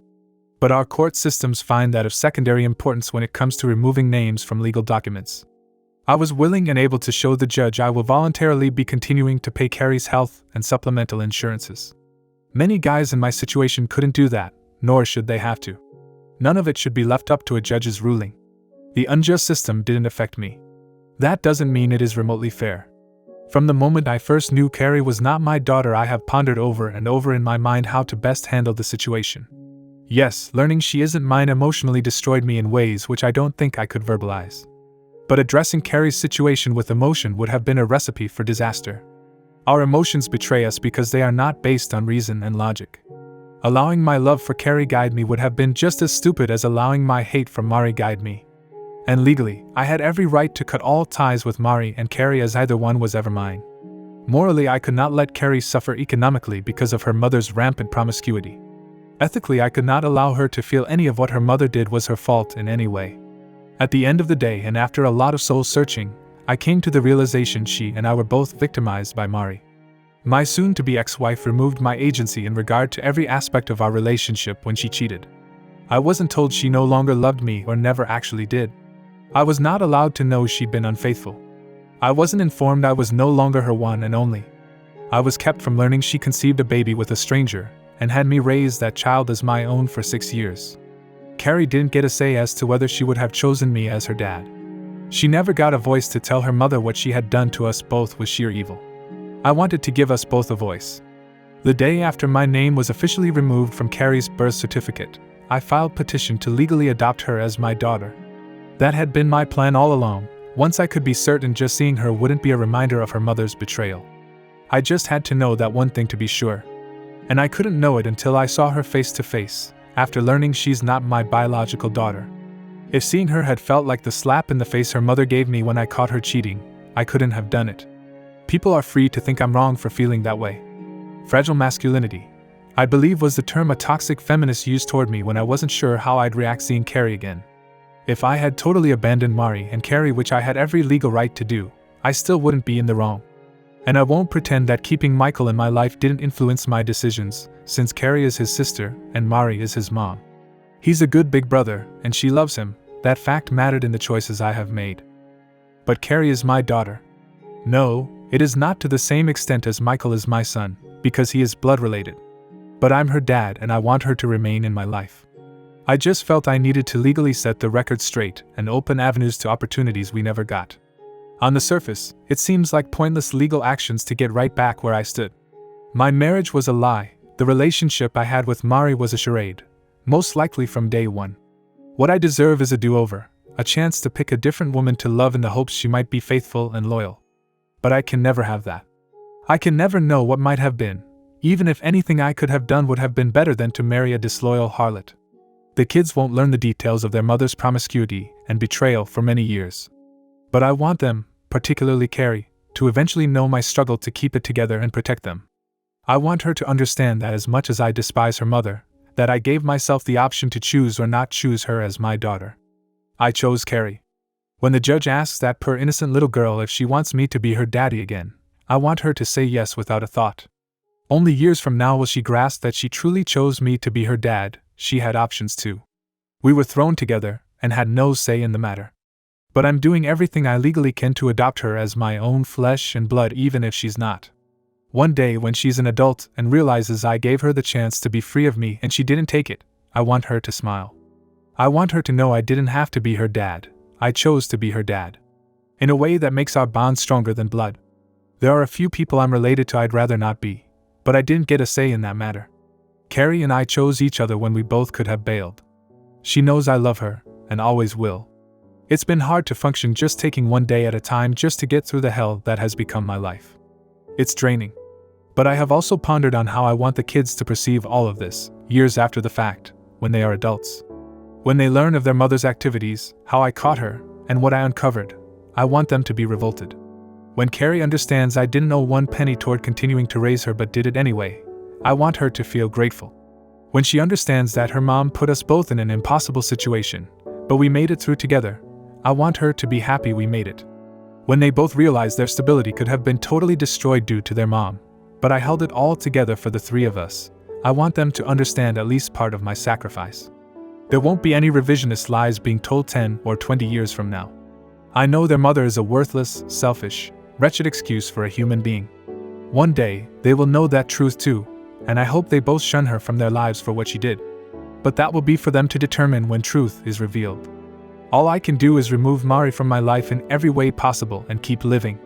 What happens to her is of no concern to me. The kids are all that matter now. Quite a few people messaged me asking how I handled Mari, telling the kids we could never get back together because I could never love her again. The very next day after school I took them both out for ice cream at a local park. Michael seemed resigned to the fact I don't love their mom but didn't like it. Carrie didn't like hearing that I don't love her mom, and me telling her that her mom doesn't really love me didn't help. There was a lot of crying and confusion on their part. I was sure to tell them without a doubt that their mom genuinely does love them, and I love them more than anything in this world. But they needed to hear the truth and face a reality none of us asked for. I told them I know they both love me and love their mom. That was really all that was important. Carrie asked me why I don't love her mother. I wanted to be as honest as I could be with her. But I didn't think there was any age-appropriate way to tell her that her mother is a batshit crazy whore. Telling her that her mom lied to me and hurt me was all I could come up with. She hugged me to try and console me. It nearly broke my heart, considering she had things to be consoled over she didn't know about yet. Michael asked me what was going to happen concerning the divorce. I told them that they would live with me, and I'd look after them in their home during the week. I explained a court would figure out what weekends they would stay at their grandparents' house with their mom. I promised them their mother and I would keep our arguing between us from that point forward. I explained she and I had a long talk the night before, after they got home. Carrie said she wanted her mother to stay with us. It hurt me to tell her that was never happening ever again under any circumstances. But she had to be told. She said her mommy had said she wanted to come back and stay with us. I looked her straight in the eye and told her I have no doubt their mom would like to keep staying with us. I told them both that it was impossible for me to explain at that time, but their mother had betrayed all three of us. I said they weren't old enough to understand at that moment. But I promised one day I would tell them exactly why I felt their mom didn't deserve to live with us anymore. Carrie seemed to accept that more than Michael, oddly. He began to ask how old he had to be to know what his mom did. He didn't like it when I told him it had nothing to do with age but instead a maturity level. He said it was a cop-out. I didn't argue with him. I said I wanted them to love their mom and treat her with respect. Because as far as they know, she has done nothing wrong to them. They will know someday. I will leave letters to them in my will if I have to, just in case Rebecca is banging some ex-con who is willing to kill me. Barring that, I will tell them myself when they are old enough, knowing it will negatively influence their opinion of her. I have a feeling they will soon see a version of their mother that will do much of that for me. One day they will know what she did to all of us, but we stuck together and made a decent life for her three biggest victims. I'm not capable of faking it in front of them and acting like their mom means anything to me. Their mother is completely repulsive, in all ways. If she died, I would not shed one tear for her vile soul as she splits hell wide open. She deserves it. I hate her for what she has done to me and the children. I hate her for what she has allowed herself to become. I hate her for the stress and tears she has brought to our extended families. She deserves no forgiveness, chances, and least of all compassion. I don't consider her injuries in the wreck karma, just pain and suffering she deserves. True karma would have figured out a way to not ruin my car and would have done a lot worse than the injuries she got. I heard through the kids their mommy was having pins removed from her shoulder the next day. I didn't tell them I hoped they used a strong electromagnet to do it, but it was hard not to. A few weeks after our talk, the kids came home from their grandparents' house with a letter via my son. It was sealed in an envelope with my name on the front. I couldn't throw it away in front of the kids, so I just placed it on the counter with the junk mail. After I got the kids to bed, I passed by the letter and decided to read it. Mari started out apologizing to me for hurting me. Claimed she never meant to let things get that far. Forgot who she was and wanted to be. She apologized for hurting the kids. As much as I despise her, I had to give her credit. If she'd stopped there, I might have given her a bit of respect. Then she wrote that she still loved me with all her heart, always has, and always will. I needed the laugh, I really did, because I knew she actually believed the BS she wrote. That's what made it so funny. But when I kept reading, she claimed that's why she didn't want to develop feelings for any other guy, because her heart belonged to me. I wanted to laugh. Couldn't. She couldn't give her body to others if she loved me. She couldn't have done something so hurtful if she loved me. She said giving only her body to other men allowed her to know what it was like to be young and free of responsibility and commitments. Since she never got to experience that. So, since she never had any emotional bond with any of the men, her heart only and always belonged to me. In other words, her affairs were strictly physical. She meant that in a positive way that only the sickest pervert could rationalize. By essentially ghosting Mari, it shielded me from more of her lunacy. I felt I needed to do that for my own sanity. Yet I have also shielded myself from understanding the depths of her depravity in mind and body. I've thought thousands of times since D-Day that I never knew her. What she chose to write to me let me know she never knew me. She wasn't even trying to piss me off, I could tell by the way she wrote it. Her words were essentially telling me her actions were the lesser of two evils. To her, the lack of emotions toward other men saved her heart for me. That was essentially her rationale. I understand knowing your significant other is having a strictly emotional affair is soul-crushing. But no one ever got STDs from an emotional affair. No one ever punched an emotional affair partner through a cell phone or computer. And no one ever conceived a child over phone calls, emails, and texts for another man to raise.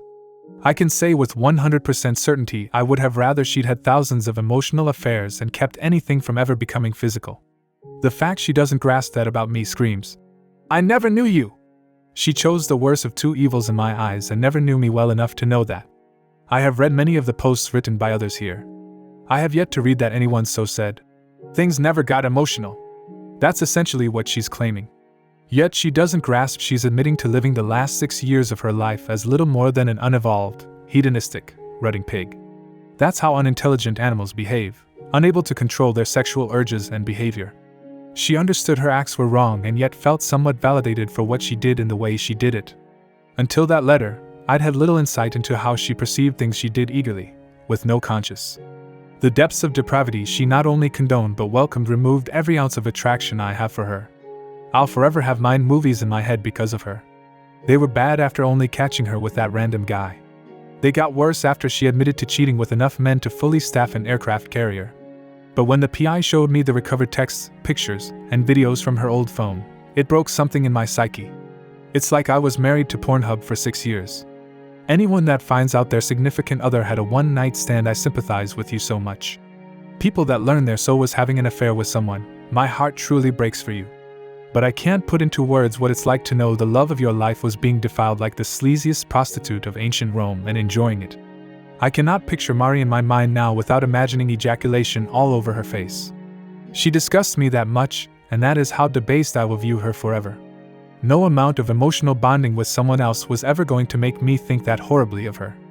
Unworthy in an instant that she turned into a 6-year time bomb. The motion to adopt Carrie was the second or third biggest thing Mari had to worry about the day I filed paperwork. At noon, a sheriff's deputy showed up at her parents' house to serve her with the divorce papers. At 10 minutes past noon, another deputy showed up to serve her with paperwork due to the civil suit I filed against her. The calls and texts from her parents' phones went unanswered and unread. Calls to my lawyer were met with urging to get her own legal counsel to get the ball rolling. That wasn't what she wanted to hear. I'm told she screamed and yelled at several staff members that day. Nadia eventually told her that the divorce would proceed, like it or not. Any further harassment to her or her staff would be severely dealt with. I kind of wish Mari had kept pushing. Orange was never her color, but what she's done should truly be criminal. It was over a week later that a lawyer representing her phoned Nadia and they had their first discussion. He asked if we were serious about the civil suit to try and recover expenses incurred raising a child that isn't mine. Nadia assured him we were going to try and recover every cent incurred due to paternity fraud. She negated to tell him none of it is about money. Even if I win, the odds are high I will see little or none of what any court awards. But if I win, it will be money coming out of any and every paycheck going to me until paid in full. It would be a costly reminder and punishment for what she's done. And even if I lose, she has to pay a lawyer to represent her, and that's more expenses she can't afford. He said he understood the vast majority of assets, including the family home, were mine long before we married. But he urged that we couldn't honestly expect to get custody of both kids, have her pay child support, and for her to live with no spousal support after a severe accident. Nadia told him his client had been unfaithful in the marriage long before the wreck and that she picked a bad time to get caught. She informed him our goal was to make it as painful for Mari as possible. Her car was the only item of any value in her name, which was in her possession, and she could keep it. Mari was allowed to keep her retirement savings as her own because my portfolio dwarfed hers. She wouldn't have even had that 401k without my urging. She put in the maximum allowed each pay period. She never had to contribute to any utilities. Buying her own car and paying her own insurance was her only expense. The rest of her money was her own. Now she gets to live on it. I know she's already feeling the financial pinch, and it's just going to get worse for her. If I win the civil suit, Starbucks sales will plummet. But it has to be done. I just don't think she ever expected I'd go to the lengths I am. As far as cars go, I drove her car around for a few months after my car was wrecked. Being the only thing of value that she owned, adding mileage to the car was satisfying even if it was petty. But I bought a beautiful new SUV and got my buddy to follow me in it as I drove Mari's car to her parents'. I left the key in the mailbox with no idea when she'd be able to drive again. Given her past, I was sure she'd be on the hunt for strange D as soon as she was able. I hoped living with her mom and dad was making her feel young and free of responsibility. However, having random men come sleep over at her parents' house is just tacky. She would eventually need some place classy to offer her genitals to strangers, like a 2020 Acura. I thought about donating her car to the local community college criminal justice department. Those candidates would be experts on the use of luminol by the time they became actual police. As warped as it sounds, the most satisfying thing about dropping that car off was the spare tire. It doesn't have one, never did. That was a major point I gave her when she asked my opinion about purchasing the car. I remember her saying all sweet and cute she had me to call if she ever got a flat. It was all I could do not to leave a note under the trunk mat saying something like, "Bet you wish you had a spare now." But I'm sure eventually she'll get the message all on her own. A few days after the lawyers spoke on the phone, they met in person to discuss things. Her side wanted a meeting to discuss Carrie's situation. Even if I didn't want to, I didn't want her putting up walls to prevent me from adopting Carrie. I agreed for our daughter's sake, and we met them at Nadia's firm. I was seated in the main conference room when Nadia walked in with opposing counsel and Mari. I had never truly understood what people meant when they said someone looked rode hard and put away wet until that moment. She looked horrible. For quite a few minutes I thought my eyes were just deceiving me with some sort of blood rage hatred hallucination toward her. It wasn't until Nadia gave me a side-eye glance due to my ex's appearance that I finally knew I wasn't tripping. She'd lost weight to the point that the sides of her face were ever so slightly concave. She'd never been fat and shed the baby weight both times with ease. She looked like she had an appointment to get her mug shot taken in Florida. She'd cut her hair. It wasn't quite a Karen cut, but it was Karen-esque. And it looked like it hadn't been washed since the wreck. I'm not sure what she could have worn that would have been flattering. But I swear I made sure she got all her clothes back. So, nobody could blame me for that ensemble. The two lawyers discussed some things back and forth to start the meeting. I could feel Mari's eyes on me, but I didn't want to look in that direction. I wanted to convey hatred and scorn if I looked at her. When I finally glanced her way, I wondered where the beautiful girl I once knew had gone. Bullet dodged. From beautiful to bag lady in 6 months. Now I'm just somebody that she used to blow. Thankfully we began discussing Carrie, to take my mind off of how rough she looked. They asked if there had been any attempt to find Carrie's biological father yet. I told them nothing pertaining to that was going to take place until the divorce and custody issues are totally finalized. I then asked if she'd remembered any names that might lead us to baby daddy number 2. I felt trashy just saying it, and she didn't like hearing it, but truth is truth. She said no names from that time in her life came to mind. I asked if she had any plans to block me from legally adopting Carrie. She insisted she wished I never had my name removed in the first place. She certainly wasn't going to try and keep me from putting it back. That was all I needed to know. Have a nice day, drive safely. Nope. Before I could stand up to try and urge the meeting to end, Mari asked me, "Could you have forgiven me and taken me back as your wife after my first mistake if I confessed to it, and swore on my life to never stray again?" She got me. It's a question I knew she had asked herself over and over since the first night she strayed. It's a question she knew the answer to, and so did I. And that was the sticking point. Just asking the question was her way of making a statement. She knew giving her body to anyone else in my eyes was an act that would cause me to remove her from my life as instantly and permanently as possible. We had discussed many times how we would both treat being cheated on. I told her if I ever found out she cheated, I wouldn't listen to another word she ever said. The time to talk was before infidelity. Everything after is just noise, excuses, and hot air. After several minutes of silence, I reluctantly told her she already knew I would not have given her a second chance. Then I asked her if I'd had an affair baby with a random hookup and brought it home 6 years later if she'd look after it. It got ugly from there. She said I was doing everything in my power to hurt her now. I didn't deny it. She said I'm not her parents, and that I don't get to punish her for being bad in reference to the civil suit. I made sure she understood the divorce was to punish her. The civil suit was hopefully literal payback I was owed. She said I'd destroy the kids' lives to destroy her. I told her she looked like she'd been smoking meth, but after that accusation I had proof. She started to cry and tell me she loves me. I just rolled my eyes. Because her tears now garner no sympathy from me and only make me want to treat her even crueler. I promised her the kids would always be well fed and well dressed, but made sure she understood I didn't care if she starved or had to wear sackcloth. At one point in my life, I would have done anything and given anything to make her happy. I asked her if my all wasn't good enough for her to be faithful, what more I could have done for her to not betray me. She said she betrayed herself. I yelled that she betrayed Carrie. I told her she betrayed everyone in her life. The lawyers calmed things down, and Nadia shared a proposed temporary visitation agreement with them. Knowing which weeks she will have them, will allow her to schedule doctor appointments better. I warned her that while it is none of my business what she does, nor do I care, not to have any strange men around the kids. She said she hadn't been with anyone. She didn't like me pointing out she told me that once or twice before. But she promised if that time came, she would shield the kids from all of it. I asked her if anyone other than Rebecca knew she had been unfaithful to me. She said she admitted only the kissing to her sister after the first incident. Her sister freaked and cursed her the hell out for 5 straight minutes. Mari knew she could never tell her sister how far she actually went. But no one but Rebecca knew about all the hookups. She asked if there was any chance of us getting counseling to see if things could work out between us. I asked her why I would want a marriage with a dead bedroom. She pointed out we never had a dead bedroom. I explained it was sure as hell dead now because I'd never touch her nasty ass again with a body count higher than COVID. Mari asked if I hate her.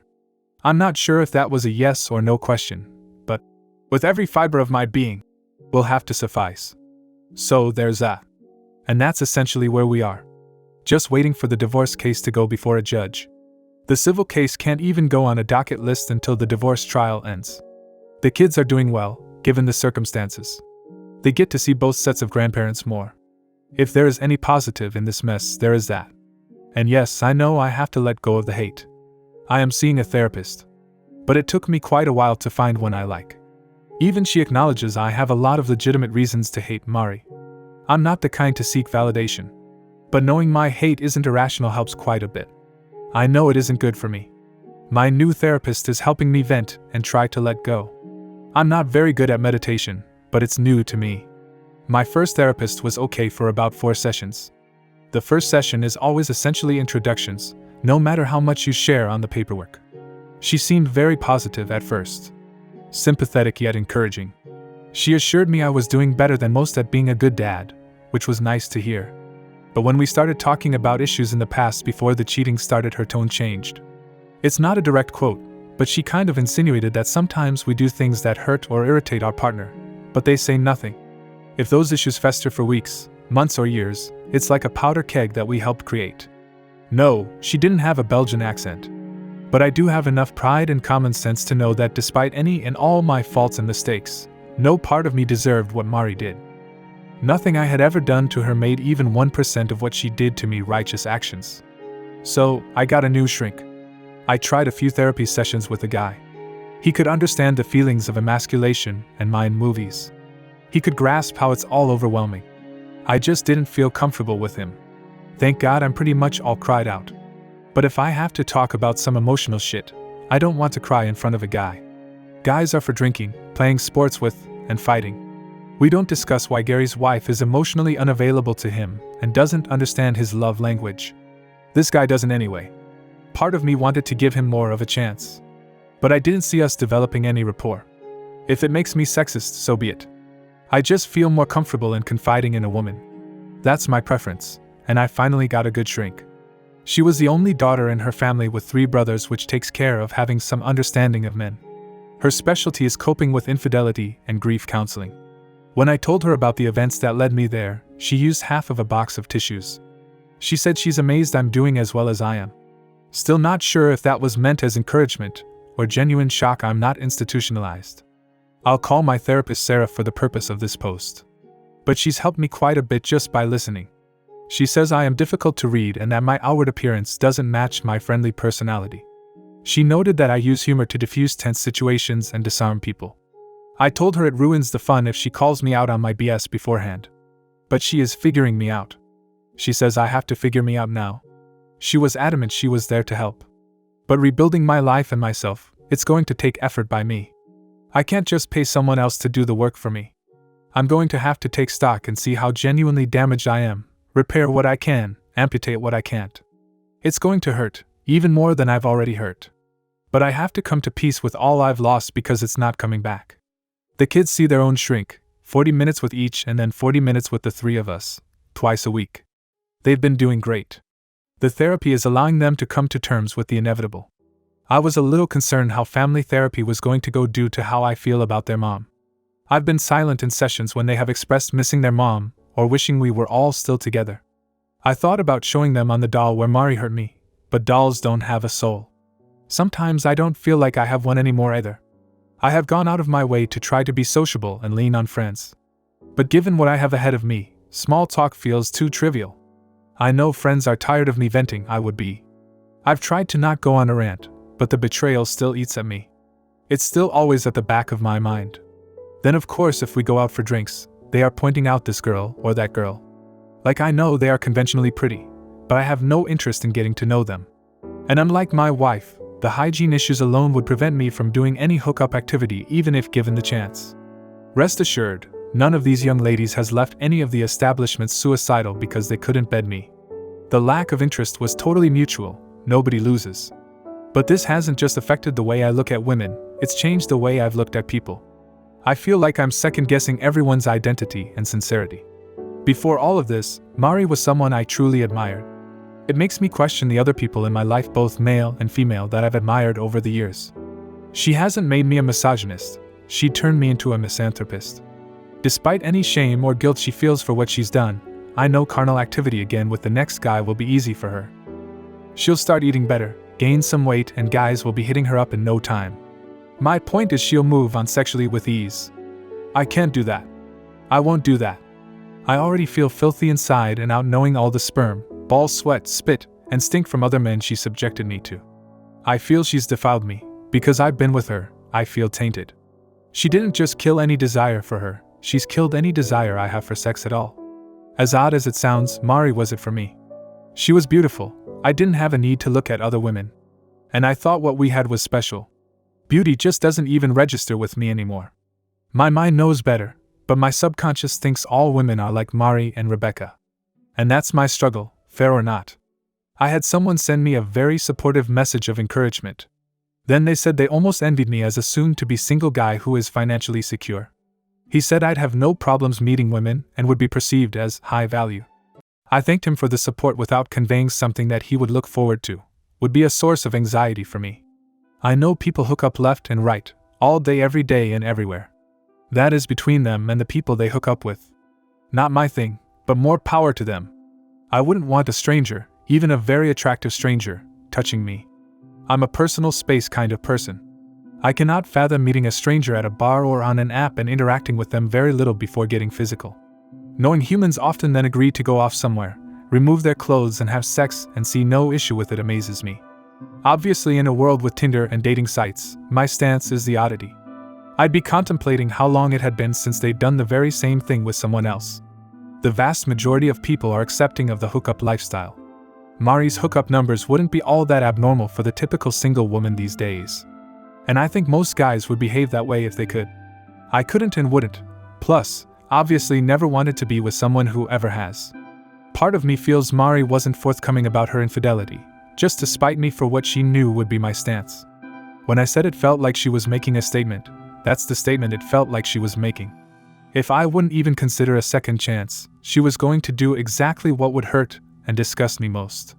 The shit test to end all shit tests, then getting revenge on me without me ever knowing I was being tested. Once the bond we had was broken, we could never have that again with each other or anyone else. It was a once-in-a-lifetime opportunity because we are each only granted one life. The continued cheating was what has killed me. If she just admitted to what she'd done and we divorced, I just might have been able to pick up the pieces and eventually give someone else a chance. It's like she wanted to destroy me so there would be no way in hell I'd ever want to be with anyone again just because she couldn't have me back. Diabolical. And I don't care how many showers were taken and condoms were used, some foreign DNA made its way back to me. Disgusting. I hope her genitals rot out. When Mari and I had only had sex with each other, every action was a pure and beautiful act. Her first act of infidelity destroyed all that had been or ever could be, in an instant. Anyone outside a relationship physically engaging with either partner defile and poisons the relationship forever in a nanosecond. It's like the relationship is a tall glass of cold milk. The second her lips touched the lips of another man, that was like placing one drop of India ink into the milk. It's just one drop, it's still mostly milk. Pay no attention to the rapid discoloration, it probably tastes the same, just go with it, right? But instead of telling me about the one drop of ink, she let me drink the milk. Not only did she keep letting me drink the inky milk, she kept adding ink. Some people are like a glass of milk with one drop of ink. Mari is now a glass of ink with one drop of milk. She's a defiled slut of no value as anything but a prostitute, or a fluffer. The night she was conceived, I wish someone had run up and kicked her dad's testicles so hard they hit his spleen just so he couldn't reproduce again. The world would be a better place. The things most people get a rush from pertaining to new relationships caused me massive anxiety. I remember getting butterflies with Mari. The feeling made me nauseous. I even had to get used to someone as pretty as Mari whom I liked invading my personal space. It's not a self-esteem thing. She and I were both outgoing around each other but introverted by nature. Figuring out how to really kiss, feeling that closeness for the first time, I had to ease into it. Everyone thinks all teens are hormonal horn dogs, but she and I actually weren't. We very slowly progressed things physically as we learned and grew more comfortable. I was taught that was the way it was supposed to be. That's what I wanted. That's what she swore to me she wanted as well. The thought of trying to be intimate with someone new makes me cringe. But of course, now the thought of Mari is like the antidote to Viagra. It's all too much. I find myself ashamed more every day to be part of the human species. My life wasn't supposed to go this way. We had so many beautiful moments awaiting us as a family, but memories are destroyed, and those moments will never be. At the end of the day, I loved Carrie, but I had to let her go because our relationship was forced upon us from day one, against our will. By adopting her, I'm telling her if given the chance, because I have given myself the chance, I'll choose her as my daughter all over again. When the judge asks her if she wants me to adopt her, it will be her with all that love from me returning. Full circle. Things set right, or as right as they can be. I can never be her father. That title belongs to some guy walking around not knowing he has a 6-year-old daughter. But I'm the only dad she will ever know. Protector and provider, long after any legal obligation would have lasted. I've done what I had to do to keep my sanity even when others questioned my actions or accused me of being cruel. I've done what I thought was needed to allow Mari's 2 biggest victims to stake their claim to what was never truly theirs. I've made mistakes how I have handled things. I won't know they were mistakes until much further down the road. But I've done my best. I will try to do another update when I can once more issues are finalized. I apologize for the lapse between updates and the length. I will try to do better on both as I and the kids press forward together. Peace and thanks to all. Update 5. In an attempt to fulfill my promise to update more often with shorter posts, this will hopefully accomplish both. My apologies if any of my previous posts caused eye strain or an aneurysm. I assure you all that was never my intent. Someone asked in the comments of my previous post about Rebecca and if I've had any interaction with her. Just so no one has to go back and read that response, I will explain where things stand here as well. I have not seen or communicated with Becca at all since that fateful morning. I do not know how prominent she now is in Mari's life. I don't know if they have had any contact, but would imagine they have. The kids have not mentioned Rebecca at all. What they tell me is the extent of what I know, which isn't a lot. However, a few weeks after all hell broke loose, I confided in an old friend exactly what was going on. I chose the friend I did because his wife is a notorious gossip. She too is a good friend of mine. So, I didn't feel any guilt for using one of her negative traits for my benefit. To those that don't know, Becca owns her own salon that employs 9 people besides her, when fully staffed. Since word slowly spread through the friend group, 2 stylists have left Becca's salon. I cannot know if they left for greener pastures or as a protest for her role in my marriage failing. But I can hope. When things are finalized, I will be airing her dirty laundry freely and often. If that causes some people to not want to work for her or visit her salon, that's great. But I will have to wait to verify if my actions bring her any misery. One thing of note is that I ran into Mari's sister in the grocery store. She hugged me and apologized for her sister's stupidity and immorality. I have no doubt many here would have told me to have no contact with her since she is of the enemy camp. But I have always liked Mandy and her husband Doug. So, I invited them over with their children to enjoy the pool. We cooked out and Doug looked after the kids in the grill while Mandy and I talked. We made every attempt to not let any of the kids overhear our conversation. Thankfully, they were all distracted by the pool and plenty of good food to let us talk at length. To make a long story short, Mari's family knew she cheated on me with more than one man. But Mari blew smoke up their collective asses when it came to any admissions about body counts. Mandy and her parents were told Mari had a couple of short-term affairs after Michael was born until she got caught. When she used the term, a couple, I asked how many Mandy considered a couple. She replied, 2 or 3. I went and got the folder containing just text exchanges between Mari and guys she'd sexted for Mandy to view. As she perused through the pages, I explained we were able to verify 47 different guys Mari had engaged in sexual activity since Michael was born. I made sure to explain that those 47 were just the tip of the iceberg since we knew she had often arranged ONSs via various phone apps. Mandy didn't know what to say when she heard Mari's verified body count. She wanted to immediately call her parents to inform them and to curse her sister out. Mari's lack of being forthcoming about the number of men she cheated with was enough bad news to wrap her head around. Then I put two and two together and realized nobody in Mari's family had yet been told I am not Carrie's father. I'm not sure who was more pissed off about that fact, Mandy or me. But Doug had to stop grilling to attend to his wife due to the tears she couldn't hold back. She walked around to my side of the picnic table and gave me a hug as she told me repeatedly she was so sorry. Doug was stunned. He gave me a pat on the back after making sure Mandy was okay and told me we'd go out for drinks later that week.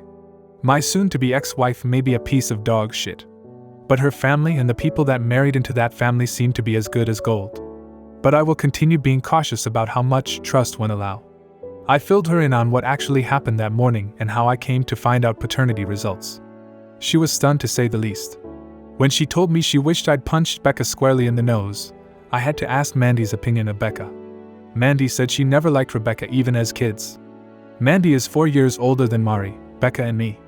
She was a senior when we were freshmen in high school. Mandy said that more than once she caught Becca stealing makeup from her room but was unapologetic. She said she despised Rebecca because she'd always been manipulative and loved causing drama for others. She even told me she tried to be a big sister role model for Becca, especially after Rebecca's dad divorced her mom. But Mandy said she'd always been an ungrateful little bitch who wouldn't listen to anyone. I asked if she knew Mari actually wanted Becca as her maid of honor initially. She never said yes or no, but the profane stream of consciousness let me know she was unaware. I filled her in on things Mari had told me via letter and in the company of attorneys. She was as shocked over Mari's reasoning as much as anyone. She stated their parents hadn't raised them to be like that. She said her sister had declared she never wanted to be with anyone but me long before high school. I'm not sure if that means Mari was deceiving herself from a young age or feelings changed. I just know humans cannot truly love someone and offer their body freely to others. Either the love was never real, or it had died long before I knew it. Mari has made the claim that her heart now and has always belonged to me. I now know that was total bullshit, and I wonder if she was even capable of love. Not that it matters now, of course. If her heart truly belonged to me, I'd be selling it for transplant to the highest bidder, even though I know it's defective. After lunch the kids kept playing, so I got to talk with Doug and Mandy at length. She filled him in while I went and got ice cream for the kids and served them. When I got back, I could see tears in Doug's eyes, and he gave me a long brotherly hug before I sat back down. He asked about the guy I caught Mari with and how much damage I did. All I could tell him was when I left the guy was unconscious and his lower eyelid on the left side looked like it belonged to a hound dog due to sagging. No police ever contacted me. So, I knew his friend never took him to the cops. But I knew enough to know his orbital bone fracture would require surgery, and I never got the bill. Doug said I should have killed the guy. I told him if Mari and Becca hadn't jumped on my back to weigh me down, I probably would have. But I'm glad I didn't. Doug asked if anyone had any idea who Carrie's father actually is. I explained the soon-to-be ex had fucked around with far too many guys to know. But I told him the search will go into high gear once all divorce and civil proceedings have been completed. They were both glad to know Mari will get slaughtered in the divorce. They were both glad to know that therapy for all three of us had helped tremendously. When I told them I was anxious for Mari to start working again so she could pay child support and whatever civil fine she ended up owing, they laughed. Doug said if paternity fraud was a crime, Mari would get the death penalty. I told him Mari may as well have committed maternity fraud because any woman that could do what she did was no mother at all. About an hour after they left, my phone started blowing up with calls and texts.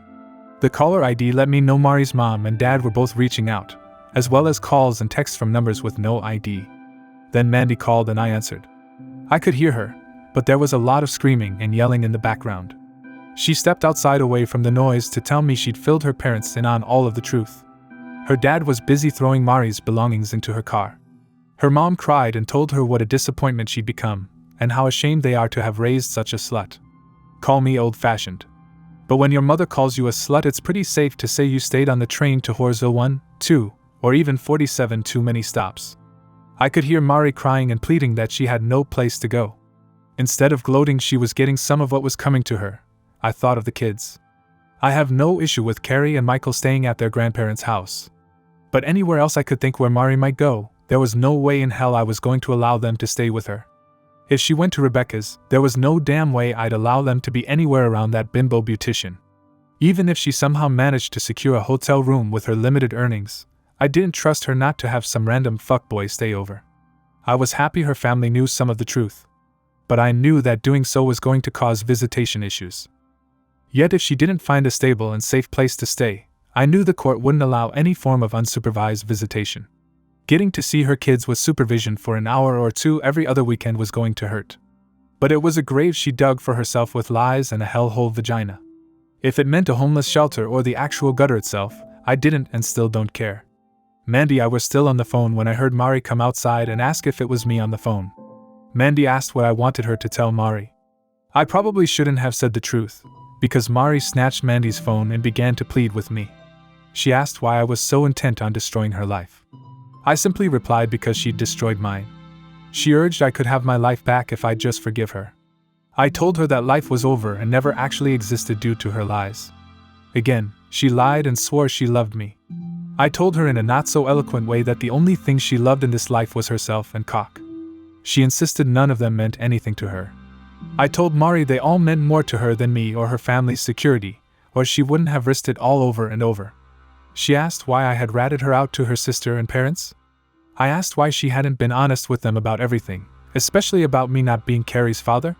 She cursed at me and said I am her father. I cursed back and told her I'm Carrie's dad and always will be. But she should have at the very least told her family the truth. She said that her parents were disowning her and kicking her out. I told her I'd heard, I was happy to hear, and I was going to do everything in my power to make things worse. She said she loves me and asked how I could be so cruel to someone that loves me. I told her she should have been asking herself that question 6 years ago. I told her I knew she felt regret, simply because she was losing everything and now people are hearing the truth. But I explained what she did makes her worthy of being shunned as well as spoken ill of and toward. What she was experiencing from her family is what she in fact deserves. Hawthorne gave Scarlet Letters a bad name. She'd be a worthy candidate. 3 days later Nadia called and said Mari's attorney called to try and set up another time to meet together.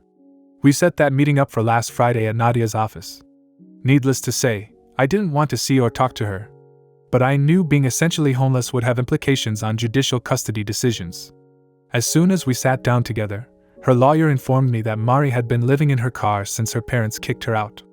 I asked why she didn't stay at Rebecca's since the bitch helped get her into her situation. Mari didn't respond. Mari asked instead if there was any way I'd let her come home or if we could do marriage counseling. I told her she needed to ask her parents if she could come home. The house I and her children lived in was off limits to hussies, hoes, and harlots. She and Becca were to stay far away. As far as MC went, she was free to try it with whomever was stupid enough to marry her next. But I was certain she could never be faithful to anyone after living like a total whore for so long. Her lawyer objected to my language and the harshness of my words. I told him he was a money-grubbing whore just for representing such a tramp and asked if she was paying her legal bills via OnlyFans or just blowing him. Nadia put her hand on my shoulder to calm things down and asked if we could all be more civil. I asked to take a break because I'd already loaded my next verbal salvo, and I needed to let off some steam. We took a 20-minute break, and I went out to my car just to get away from everyone. I thought about writing "Home Sweet Home" with my key on the hood of Mari's car. But I knew I was on camera, and I was already dealing with enough lawyers. I could see fast food garbage on the passenger side and piles of clothes in the back seat. Living the nightmare. That's what she'd done to her life and mine. I'm trying with the help of a professional to let go of the hate. But I saw no reason to treat her with one molecule of respect or decency. Everything about her was indecent, and sluts don't even respect themselves. At any rate, Nadia urged me to try and keep my answers to the yes or no variety if possible. I agreed to try, but explained there was only so much of my ex's bullshit lies and excuses I could listen to. She assured me she'd try to get us through the meeting as quickly as possible. When we sat back down, I just glared at Mari and her lawyer to let them know without saying a word they could both go fuck themselves.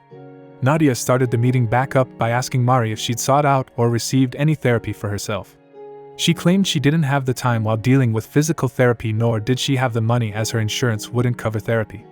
Nadia asked if we paid for it if Mari would attend a few therapy sessions by herself. My head turned toward Nadia so fast when she asked that I thought I'd get whiplash. But she kicked me under the table to let me know she had everything under control. Her lawyer immediately said Mari would only see a therapist of her choosing regardless of who paid for it. Nadia indicated that was fine, but that some therapy might help her process her emotions to be a better mother in the future. I still thought Nadia had lost her mind proposing such a thing, but let her keep talking. Her counsel insisted they would talk about it and give us an answer in the future. My lawyer stated that in spite of being opposing counsel, as a woman she wanted to ensure that any women involved in cases she was involved got the help they need. I won't lie. The way she said it was so convincing I seriously thought my own legal representative had turned on me. Mari asked if we could do counseling as a family unit. That time I kicked Nadia under the table to tell her there was no way in hell I'd agree to that. Nadia kicked me back before telling them if Mari went to several sessions and the therapist thought it would be beneficial, we might. I knew Nadia had a reason to be proposing what she did. Just wish she'd filled me in ahead of time. I knew I'd learn what the goal of her tactics were later, but I was perplexed until the meeting was over. I asked Mari if what she is now going through was worth all the cheap, meaningless sex with strangers. I seriously wanted to know if being able to whore around for years was worth losing it all. I pointed out she had to enjoy what she was doing, or she wouldn't have kept doing it. I really wanted to know if those experiences were worth losing a loving husband and custody of her children. She began to weep what looked like sincere tears before telling me no. I asked if she felt any actual shame. I knew she felt tons of regret, if for nothing else getting caught. But I wanted to know if she felt ashamed for people to eventually know every deviant detail of her tawdry escapades. She claimed she very much did, especially now that her family knew. I asked if she really thought she could hide the truth from her family forever. She said she hoped to keep it all getting out at least until she started back to work and got a place of her own. But she knew it would come out eventually. She apologized for hurting me, and claimed she never ever wanted to do that. I told her she didn't hurt me, she fucking destroyed me. I told her every single day, all day long I feel pain. It's in my soul, but I can feel it in my joints, my muscles. But Advil brings no relief. My heart is so broken that when she poisoned my soul it seeped into my appendages. On a good day I feel numb. On a bad day, the tension fills my body. Depression causes physical aching sometimes, and some days I wake up feeling sore for no reason. She cried hearing me express the pain her actions were making me endure. I told her to tell me what I ever did to justify her betraying me so thoroughly and cruelly. She just cried harder. I asked her what she thought she deserved from me in life after the things she'd done. Not what she wanted, what she thought should happen to someone who literally fucked her life away. She began to bawl. I was sick of the tears and lack of answers. I was done. The meeting ended with Mari's lawyer trying to get her out of the office as she repeatedly asked me to forgive her. I kept telling her to go home and drive her home somewhere else, because we were done talking. When they finally got off of the premises, I made Nadia explain why she'd proposed I pay for Mari to see a shrink. She explained doing so would be seen as a favorable act by the court. But Mari was clearly unstable and not coping with life very well. If a professional recommended or insisted she need to be hospitalized for her own good, well, C.S. Lavi. In a distraught state it is very easy to get yourself institutionalized at least overnight. Allowing her to see a professional might get her some help, but it also might help us when they see how frazzled she's become. She deceived me for more than 6 years about my entire life. I feel no guilt in not revealing my true intentions of why I actually want her to see a shrink. If she thinks family therapy is a possibility to get her to go, so be it. Mari is good at digging her own grave. I hope that continues. Yes, I realize this was by no means a short update. But it was as condensed as I could make it. The kids are both doing well. Michael is playing baseball as a pitcher since he's the tallest on his team. He does well from the mound and plate even with the larger strike zone. I'm taking him along with Doug and his 2 sons to see the Sox play the Tigers next week. Miss Carrie is as beautiful and sweet as ever. She loves the pool and it's been great having friends over with their kids to enjoy it. I want to raise 2 kids that are too busy with life to have their nose pressed against a phone. That may warp them to the point they feel out of place in society. But they'll be my warped kids. Thanks to all for the kind words and support. Every day seems like it brings a new challenge. But knowing I have so many who have my back means more than words can express. Peace and thanks to all. Edit. A few people got the idea Mandy and her parents knew Mari had cheated on me before I knew. I told her parents about catching her cheating the same morning I told my parents. They knew nothing of her activities before I told them. I did not find out until later Mari had cheated with multiple men, one of which is Carrie's father. I was the one to inform Mari that I am not Carrie's biological father. I just assumed she told her family. When her dad referred to those men, I assumed he knew she'd been with enough guys to give her vagina its own Yelp rating. I love her family. I don't want them to hurt any more over this than they have to. I had and have no desire to put salt in their wounds. Mari admitted to a couple short-term affairs to them, that's it. I was trying to protect Carrie and assumed she'd discreetly tell her family. I cut off contact with them and had been communicating via Jessica and Nadia. Until I ran into Mandy, I hadn't had a sit-down talk with anyone in her family. We came to find out Mari was hoping it stayed that way. Sorry for the confusion. Update 6. A few weeks ago, I signed into this throwaway account for the first time in almost a year. There were many messages and comments inquiring about how the kids and I are doing or how things turned out. A very large part of me wanted to ignore them all, sign out, and never log in again. Because I have managed to get back on course with my life and my children's life, and dwelling on the past only hinders forward progress. But the advice I got from Reddit was supportive and helpful from the start, all the way through several episodes in my life when I was at my lowest points. For those people that assisted me so well and showed me such kindness, I will make this final update.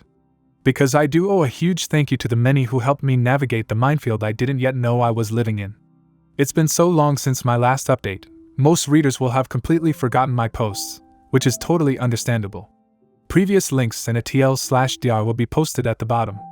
This will be a long read, and for that I do apologize. But much time has passed, and many events have occurred, to the point where this can't be explained in 2 or 3 paragraphs. Because things have now been finalized beyond what I ever imagined or intended. When I last posted, my soon-to-be ex-wife Mari had been kicked out of her parents' house for neglecting to tell them I am not the biological father of our daughter Carrie. I had informed them I'd caught their daughter cheating the same morning I told them about our wreck. However, she had not revealed to them that the guy I caught her with was just one in a long line of men with whom she cheated. Mari had been forced to live in her car because she had nowhere else to go after being disowned. Meanwhile, I was in the process of attempting to legally adopt Carrie, after having the court adjudicate I am not her biological father. And my attorney Nadia was attempting to get Mari to see a mental health professional of her choosing, in the hopes it might benefit me. Nadia recommended 2 local psychiatric practices to Mari's lawyer, saying we'd pay for her sessions, or she could choose any other therapist she wished to see. I had some major misgivings about having to pay for the sessions or doing anything that might actually benefit Mari. If you learn nothing else from my experience, take this advice to heart. Love them or hate them, always listen to your lawyer. To make a long story short, Mari chose a local psychiatrist who instantly recognized she was mentally unstable. For her own well-being, she committed Mari to the local hospital's psyche ward overnight for observation. That overnight stay became many months under psychiatric care in hospitals. Due to confidentiality rules within the medical field, I never heard her actual diagnosis. But her attorney said each time he saw Mari she was heavily sedated and out of it. Those initial months she spent trying on designer straitjackets delayed the finalization of the divorce and child custody hearings. However, since Mari was not contesting and her counsel could stand in as her representation, there was no delay in my attempt to adopt Carrie. As sad as everything had recently been for me in my life, hearing that judge question Carrie and listening to her responses made me so unbelievably happy. Carrie didn't know she had ever been declared not my daughter by the court at my behest. So, it seemed funny to her for the judge to ask if she wanted me to be her daddy. I was so proud of her, though she couldn't understand why. She was just happy when I told her I loved her, as she hugged me as her adopted father for the first time. I was glad Michael was also there, but even more grateful Mari wasn't.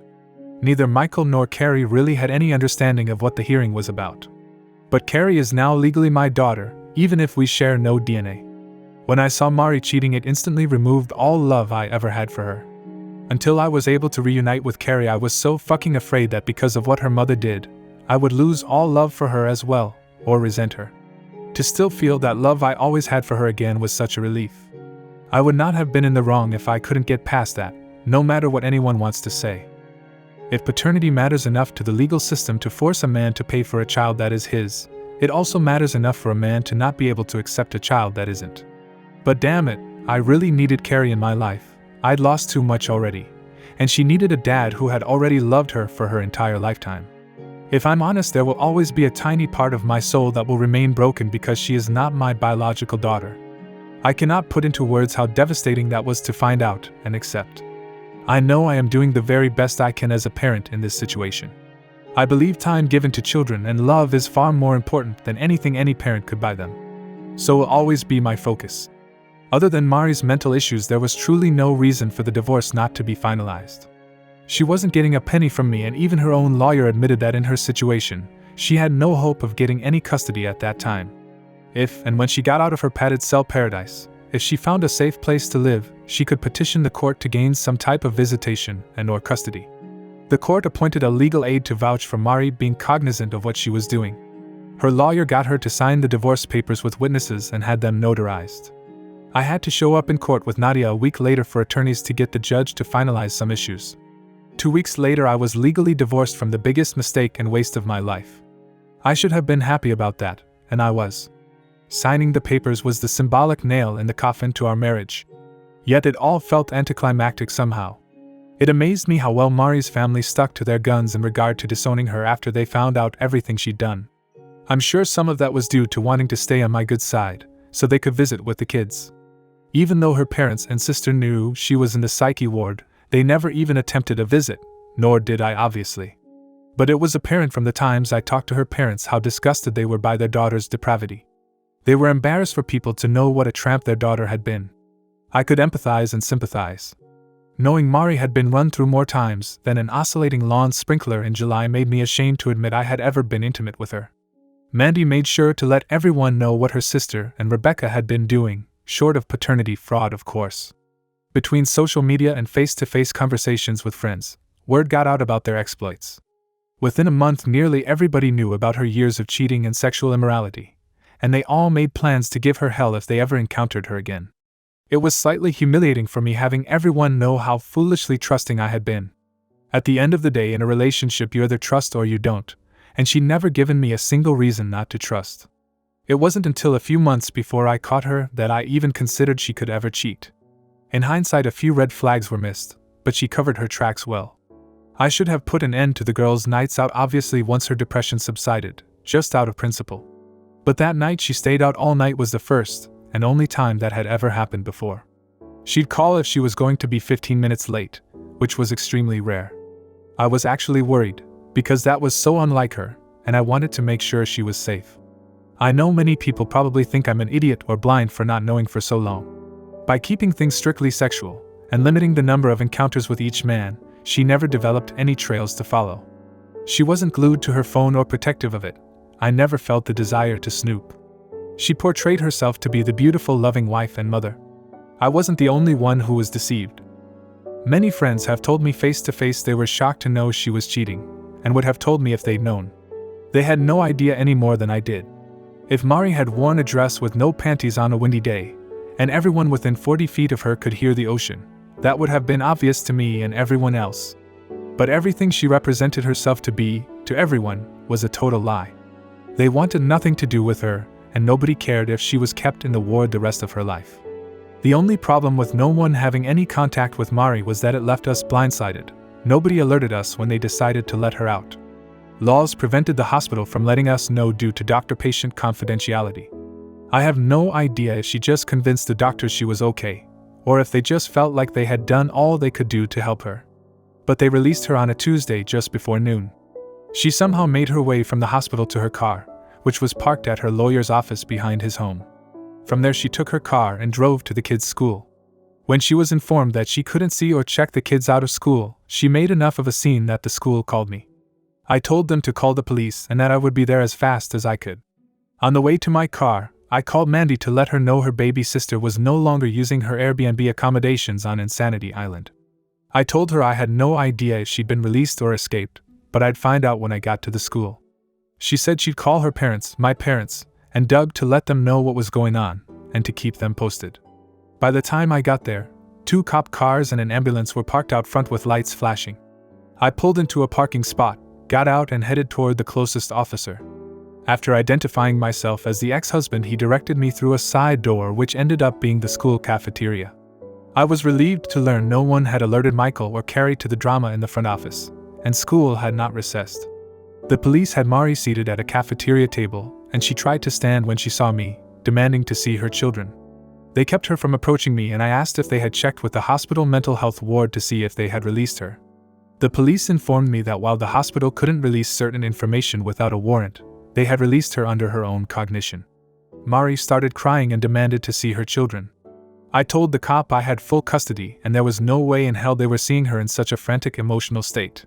She yelled at me that she wanted to see her children yet again. I told her to go have her lawyer file paperwork for visitation. But unless I saw an evaluation from some mental health professional telling me otherwise, she was an unfit parent and a manic mother. She said the kids are the only two people alive that still have any love left for her.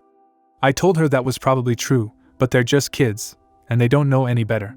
The cop laughed, then managed to regain his composure. She tried to come at me, he held her back. She said she hadn't seen her children in months and that they were the only thing that got her through her time in lobotomy land. I explained I really didn't give a damn about her struggle to cope with the consequences of her own actions. But there was no way in hell I was subjecting our children to her lies and drama that day. I told the cop I wanted to file a restraining order on her to stay the hell away from me and the kids. He agreed to file the initial paperwork on my behest, but that a judge would have to determine if one was needed and sign it. He then explained to Mari since I was not going to allow her to see the kids, they had already talked to the principal of the school. She needed to leave immediately and not come back onto the premises until she could show a court order granting her partial custody. To my surprise, she didn't make an even bigger scene. I guess she realized nothing she could do at that moment would get her what she wanted. She grabbed her purse and keys before being escorted by an officer to her car. She got in and drove away while the other cop and I filled out the RO form on his tablet and talked with the principal. Soon enough the kids got out of school, and I loaded up Michael and Carrie to take home. I was about 2 miles from the school when I thought I saw Mari's car pull out from a fast food restaurant just after we passed by. I took the next right, and the next right, and the next right, until I was on the same street we'd been on. I could see Mari's car up ahead and sped up to try and figure out what she was doing. She was oblivious to the fact I'd managed to maneuver my way behind her. It was obvious she was looking for someone, and that very person was observing her. The kids didn't even recognize her car ahead of them. Thankfully, a Reddit user had urged me to get front and rear cameras with audio recorders installed in my vehicles. That gave me all the evidence I needed to prove Mari was stalking me and the kids even after being warned by the cops to stay away. I went straight to the police station and showed the magistrate footage of Mari waiting for us to pass by, pulling out and then losing us. She assured me the evidence would be submitted to the case judge, and I should hear I'd been granted the restraining order sooner than later. In 2 days while I was at work, I got a call from the police saying the restraining order had been filed and served that morning. They told me she was to stay 200 yards away from me and the children at all times. She was forbidden from contacting me or the kids in any possible way except via her attorney to my attorney. I was directed to immediately call the police if she did anything to break the RO. I felt some relief that at least I had the law on my side. But I fully expected her to ignore the restraining order by trying to contact me or the kids. To my surprise, nobody heard anything from Mari. Her sister said she had not tried to contact her or her parents. I fully expected her to seek out some type of free legal assistance to file for partial custody, but no one ever contacted Nadia. 2 months went by and honestly the longer we went without hearing from her or about her was a bit unnerving. But about 3 months ago, when I got home, there was a large manila envelope in the mail. The address was handwritten, and the return address only said Sydney, Australia. The voided stamps were Aussie. I truly couldn't imagine who had sent the envelope or why. But inside was an extremely long letter from Mari explaining where she was and assuring me she wouldn't be coming back. I was stunned when I got the letter, considering the postmark from so far away, and who it was from. The things she said in the letter probably left me even more astounded by her evil hedonistic rationale that allowed her to sleep at night. Her maniacal manifesto filled in many of the gaps about what she'd endured and what led her there. She explained that she essentially had a nervous breakdown during her initial therapy session. Pretty much the first 2 months she was hospitalized, she was heavily sedated and on various antidepressant and antipsychotic medications. She said for the longest time when she got there, she just wanted to die. Via therapy and by going to group discussions, she talked through her issues in an attempt to understand why she did what she did. She said the other patients in the group discussions kept looking at her like she was a complete dumbass for throwing everything away. They'd come from broken homes, abusive relationships, backgrounds with substance abuse and violence. Her life had been as easy as pie compared to their life struggles. When it finally clicked in her warped little mind how badly she'd screwed up and that none of her old life was coming back, she had another breakdown. Her first breakdown was due to facing her past, the second due to facing her future, or lack thereof. She went on to explain her feelings of loss and heartache in some half-assed attempt for sympathy. Mari had the audacity to claim that the morning I caught her cheating, what upset her was knowing I instantly didn't love her anymore, and never would again. She claimed over the years whenever she felt guilt for what she was doing, she rationalized it by telling herself I wouldn't love her if I knew what she was doing, and she wanted me to always love her. She was right. It instantly killed all love I ever had for her the moment I saw her naked with another man. She said to know I truly no longer loved her broke her heart, because despite all that she did she still loved me. She swore just because she'd had sex with all those men didn't mean she ever loved me any less. I'd hate to know how she would have treated me if she'd hated my guts. She had the audacity to call me her best friend and soulmate. She had no desire to have any romantic connection with anyone but me. She said having men openly tell her they wanted to do nothing more than fuck her brains out and giving herself over to her primal instincts without a care in the world about consequences was such a rush. She confessed that after cheating a few times, Becca convinced her humans were never meant to be monogamous. She said she would have been more than willing to allow me to have sex with other women, but she knew I'd never want that. She said being able to hook up with some guy she met at the store and be home to make dinner made being just a mom and wife feel less hopeless and mundane. She tried to quantify that I somehow benefited from her having other sexual partners, because it taught her to be a better lover when she was with me. I would have far preferred a completely dead bedroom than being married to a wannabe sorority slut with a tramp stamp of the word next and an arrow pointing down.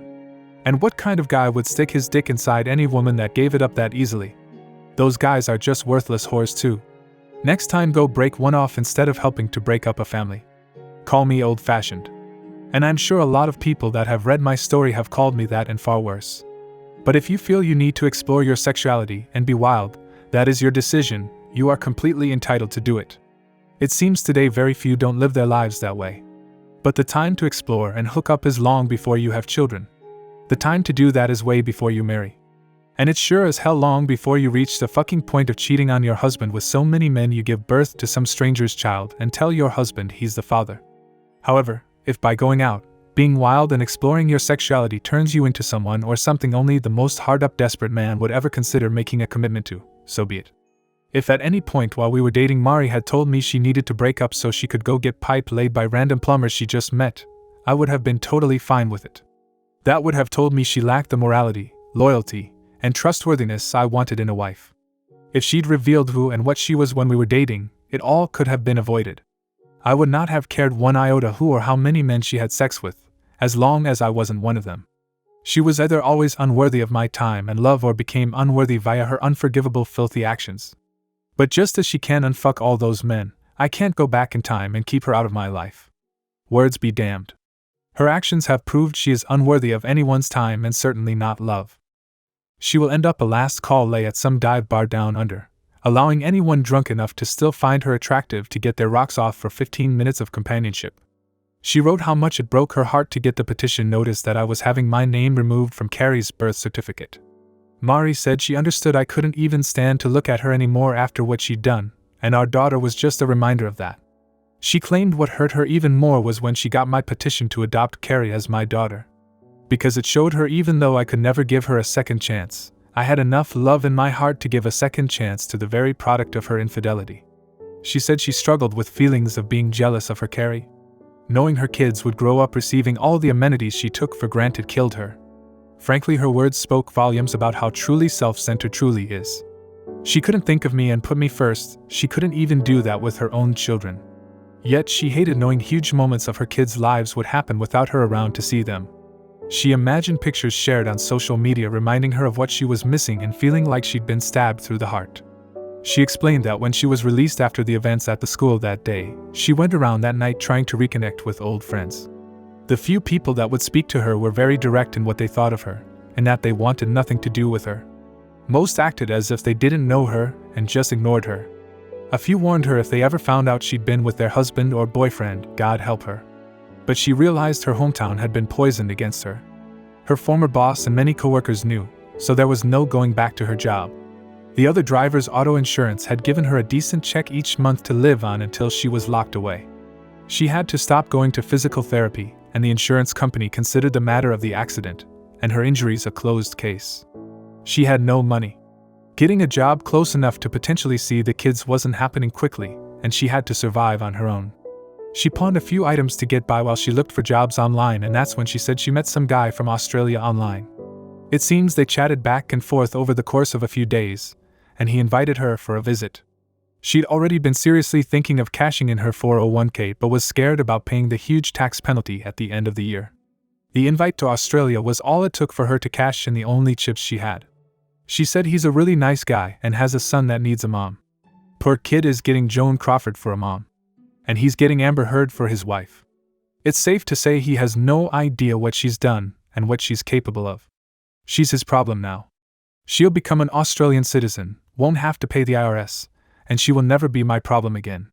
It was the last contact she made and will hopefully be the final contact she ever makes with me again, fingers crossed. Part of me thinks she heard Australia was founded as a penal colony and thought they said penile. But if it keeps that crazy hooker down under and out of my hair, she can do whatever she wants. I hate to be so flippant. Because I do sympathize with the citizens of Australia, as yet another venomous species becomes endemic to their ecosystem. But these are the ignominies you have to face as a people, for mocking planetary gravity generation after generation. Yes, I'm giddy that she's gone, and I have every right to be. But Australia, sincerely, thoughts and prayers. You all may want to get some of those guns back. Between providing antipsychotic medication and treating STDs, she may bankrupt your entire socialized medical system. Obviously, I hope she stays away. But a potential arrest upon return for tax evasion with the punishment being time served in federal prison will hopefully seal the deal. My therapist has helped me quite a bit, especially dealing with anger, though I'm sure no one reading this could tell. My therapist and I came to an epiphany during one heated session. For the longest time I was far angrier at myself than I was angry at Mari. People talk about forgiveness and how it sets a person free.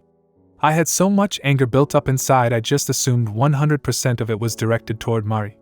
Nope. It turns out despite her flaws and missteps I held myself to a higher ethical standard. I was beating myself up with self-loathing because I couldn't believe I had chosen so poorly. Yes, Mari was the deceitful lying whore, but at the end of the day I chose that whore and fucked my own life up. I can say without a doubt I would be much better off having never loved Mari, and that Lord Alfred Tennyson was a fucking idiot. Lots of people asked about Rebecca. I found out that after Mari was kicked out of her parents' house, she did in fact go to Rebecca's. Apparently, my ex thought Becca owed her a place to stay at the very least after contributing to our marriage failing. Rebecca seemed to feel like all she had done was to enable Mari to do what she actually wanted to do, and didn't owe her a damn thing. It's an interesting debate topic, one which apparently got heated. I have no idea who won, but that friendship ended with a lot of hair-pulling, profanity, and punching. Either way, word got out Rebecca had been involved in destroying my marriage and things got rough for her. I don't use any social media. No, I don't consider Reddit social media. But I'm told she was unfollowed, unfriended, and harassed online. In real life, 2 stylists quit her salon due to what she'd done. The ones that remained all had customers asking how they could still work there or if they'd change salons too. It took a month or 2 until she couldn't pay the lease and had to close up shop. The last anyone heard, Rebecca was working at her brother's restaurant in Connecticut as a hostess. When she left town, I wanted to have her condo bulldozed like Forrest Gump did to Jenny's childhood home due to all the heinous sex acts that occurred there. But the neighbors in the other 2 units weren't too keen on that idea. Quite a few people insinuated in comments that there was chemistry or something going on with my lawyer Nadia and me. I thought they'd been doing meth. Turns out, I am as oblivious as always when a woman is interested. After the divorce had been finalized, since she wasn't representing me in the civil suit that never happened, I went for drinks with her and several others in the practice to celebrate. As others left one by one, she said she had to talk to me about one more matter before I left. I assumed she was going to ask for a good review on the practice's website or something. She surprised me by telling me after working on my case she truly appreciated how loyal and dedicated I had been to my wife, and still am to my kids. She admitted over the course of the divorce she'd grown attracted to me but couldn't say anything as she had been my lawyer. She confessed I was very hard to read, and she couldn't tell if I had any attraction toward her at all. But she knew a good man when she saw one, and she was going to shoot her shot. It was flattering to hear, especially after you've learned you weren't enough for your wife not to cheat with enough men to field 5 football teams. And Nadia even told me long before I gave her a well-deserved huge bonus check. So as distrusting as I am, I think she was being sincere in what she said. She just told me if I ever wanted to go out and have a drink or talk to give her a call. Nadia is a beautiful woman. I don't think any guys could refute that except for the visually impaired ones. She's brilliant, genuinely talented, she has her shit together. It's pretty obvious she goes to a gym quite frequently. Lawyers like to look good in the courtroom. And she dresses classy sexy, which the gentleman in me appreciates. At one hearing when she came into court in a pinstripe suit, I'm fairly certain the judge would have granted me custody of his kids after he saw her. Even as jaded as I am, I have to admit she would be a fantastic catch for any guy she chose to date. But for me, that, or any other juice, is just not worth the squeeze. I already know I would subconsciously judge her for her past, which she certainly does not deserve and could do nothing about. And unfortunately, any women I felt an inkling of interest in would be subject to that same unfair judgment. I had plenty of dudes message and urge me to go on a dating app and hook up with some random, just to get past the fact Mari is still the only woman I've been with. Sorry to the guys that will be disappointed to hear, but I could never do that. A friend showed me the local Tinder prospects. I will not be downloading the app. If I had any desire to get banging my second bedpost notch out of the way, as one message suggested, I would have gone the Nadia route. It pisses me off knowing Mari took something I used to really enjoy and removed that activity from my life forever. Now just thinking back to our past moments of intimacy make my skin crawl knowing she was doing those very same things and far more debased with many other men. In the eyes of most people in Western society today, the fact I've only been with one woman would either make me a prude or hard up. Yet I feel as filthy as a Victorian-era London streetwalker just through the knowledge I've had sex with Mari. She took everything that made sex special to me and made it impossible for me to experience again. Our exclusivity, our vows, and union were pissed away so she could experience sucking a random cock that didn't belong to her husband. And then she lied. Oh my God, did she lie? Because she lied, for the longest time I'd think back to any positive thing she ever said about me and believe it to be a lie too, just because she said it. She made me doubt my sanity, my parenting, my strength, and my worth. I don't want to ever go back to that. I won't go back to that. I have no one and yet I'm still living. That proves there isn't a woman out there I can't live without. I'm already doing it. I have no hate for women at all and want the best for them because Carrie too will be a woman someday. But there is absolutely nothing any woman on this planet has that would enrich my life in the least, only complicate it. If there aren't some women who feel that way about men, there should be. Human beings, both male and female, are a scourge upon each other. Not worth the time and energy, and not to be trusted. Many people ask questions pertaining to finding Carrie's biological father. I have done quite a bit of research into DNA ancestry sites. My biggest issue is that if there is an existing match, the companies also alert the other person. If Carrie took a test which revealed a cousin, an uncle, or even her dad, I'm her protector. I don't want anyone to come looking. She's a healthy child with no apparent genetic defects, so I'm going to wait quite a while to do any testing. My mindset as of this day is to wait at the very least until her mid to late teens. But I could envision waiting until her 20s to let her make the decision. Honestly, I've also considered never telling her I'm not her father. Truly, if there is any advice I could still use from Reddit, it would be questioning at the end of the day what would truly be best for Carrie? Do you think never telling her now after all that has happened would be a good or bad thing? Should I wait until she is a teen or an adult at 18 to tell her and begin the search? I'm not worried about me. I already know the truth. I'm trying to prepare for any future scenarios, both good and bad. How likely is it she will have some medical condition she will need to know her paternal medical history? Please know, any DNA genealogy testing will likely happen several years down the road at the earliest. With her mom out of her life so recently, I don't want to do something that could make her feel less secure, safe, and confident in her own identity and mine. It's odd to be in the situation I am, and to sincerely hope both kids took after their fathers. In closing, I want to thank Reddit user Kranik in particular for the advice given to me through my ordeal. You probably aren't 187 years old, but even if you are wise far beyond your years. You were able to analyze my ex and predict angles I was leaving open for her to attack. And when you said she was desperate, I believed you, but damn. In the end, Mari literally fucked around and found out. Thank you for assisting me in every way to help her find out. To the many others who pointed me in the right direction or sent me an encouraging message, I thank each of you. My plan is to post this, wait half a day and maybe respond to a few comments over a period of a few days. Then my story will officially be done. I rarely even think about Mari anymore because I stay so busy in my new life without her. So, I don't want to dwell on what has happened for more than a couple of days. My kids are my world and I actually love my job, which keeps me busy. The pay is just a bonus for being allowed to do something I enjoy. To any Australians who read this, I hope I didn't offend in any manner. That was not my intent in the least. I hate being the bearer of bad news for your nation as a whole. You guys didn't deserve this any more than I did. Just remember, if she gets drunk wearing a skirt with no underwear and does a split in one of your bars one night, gently rock her back and forth to break the suction and she'll pop right up.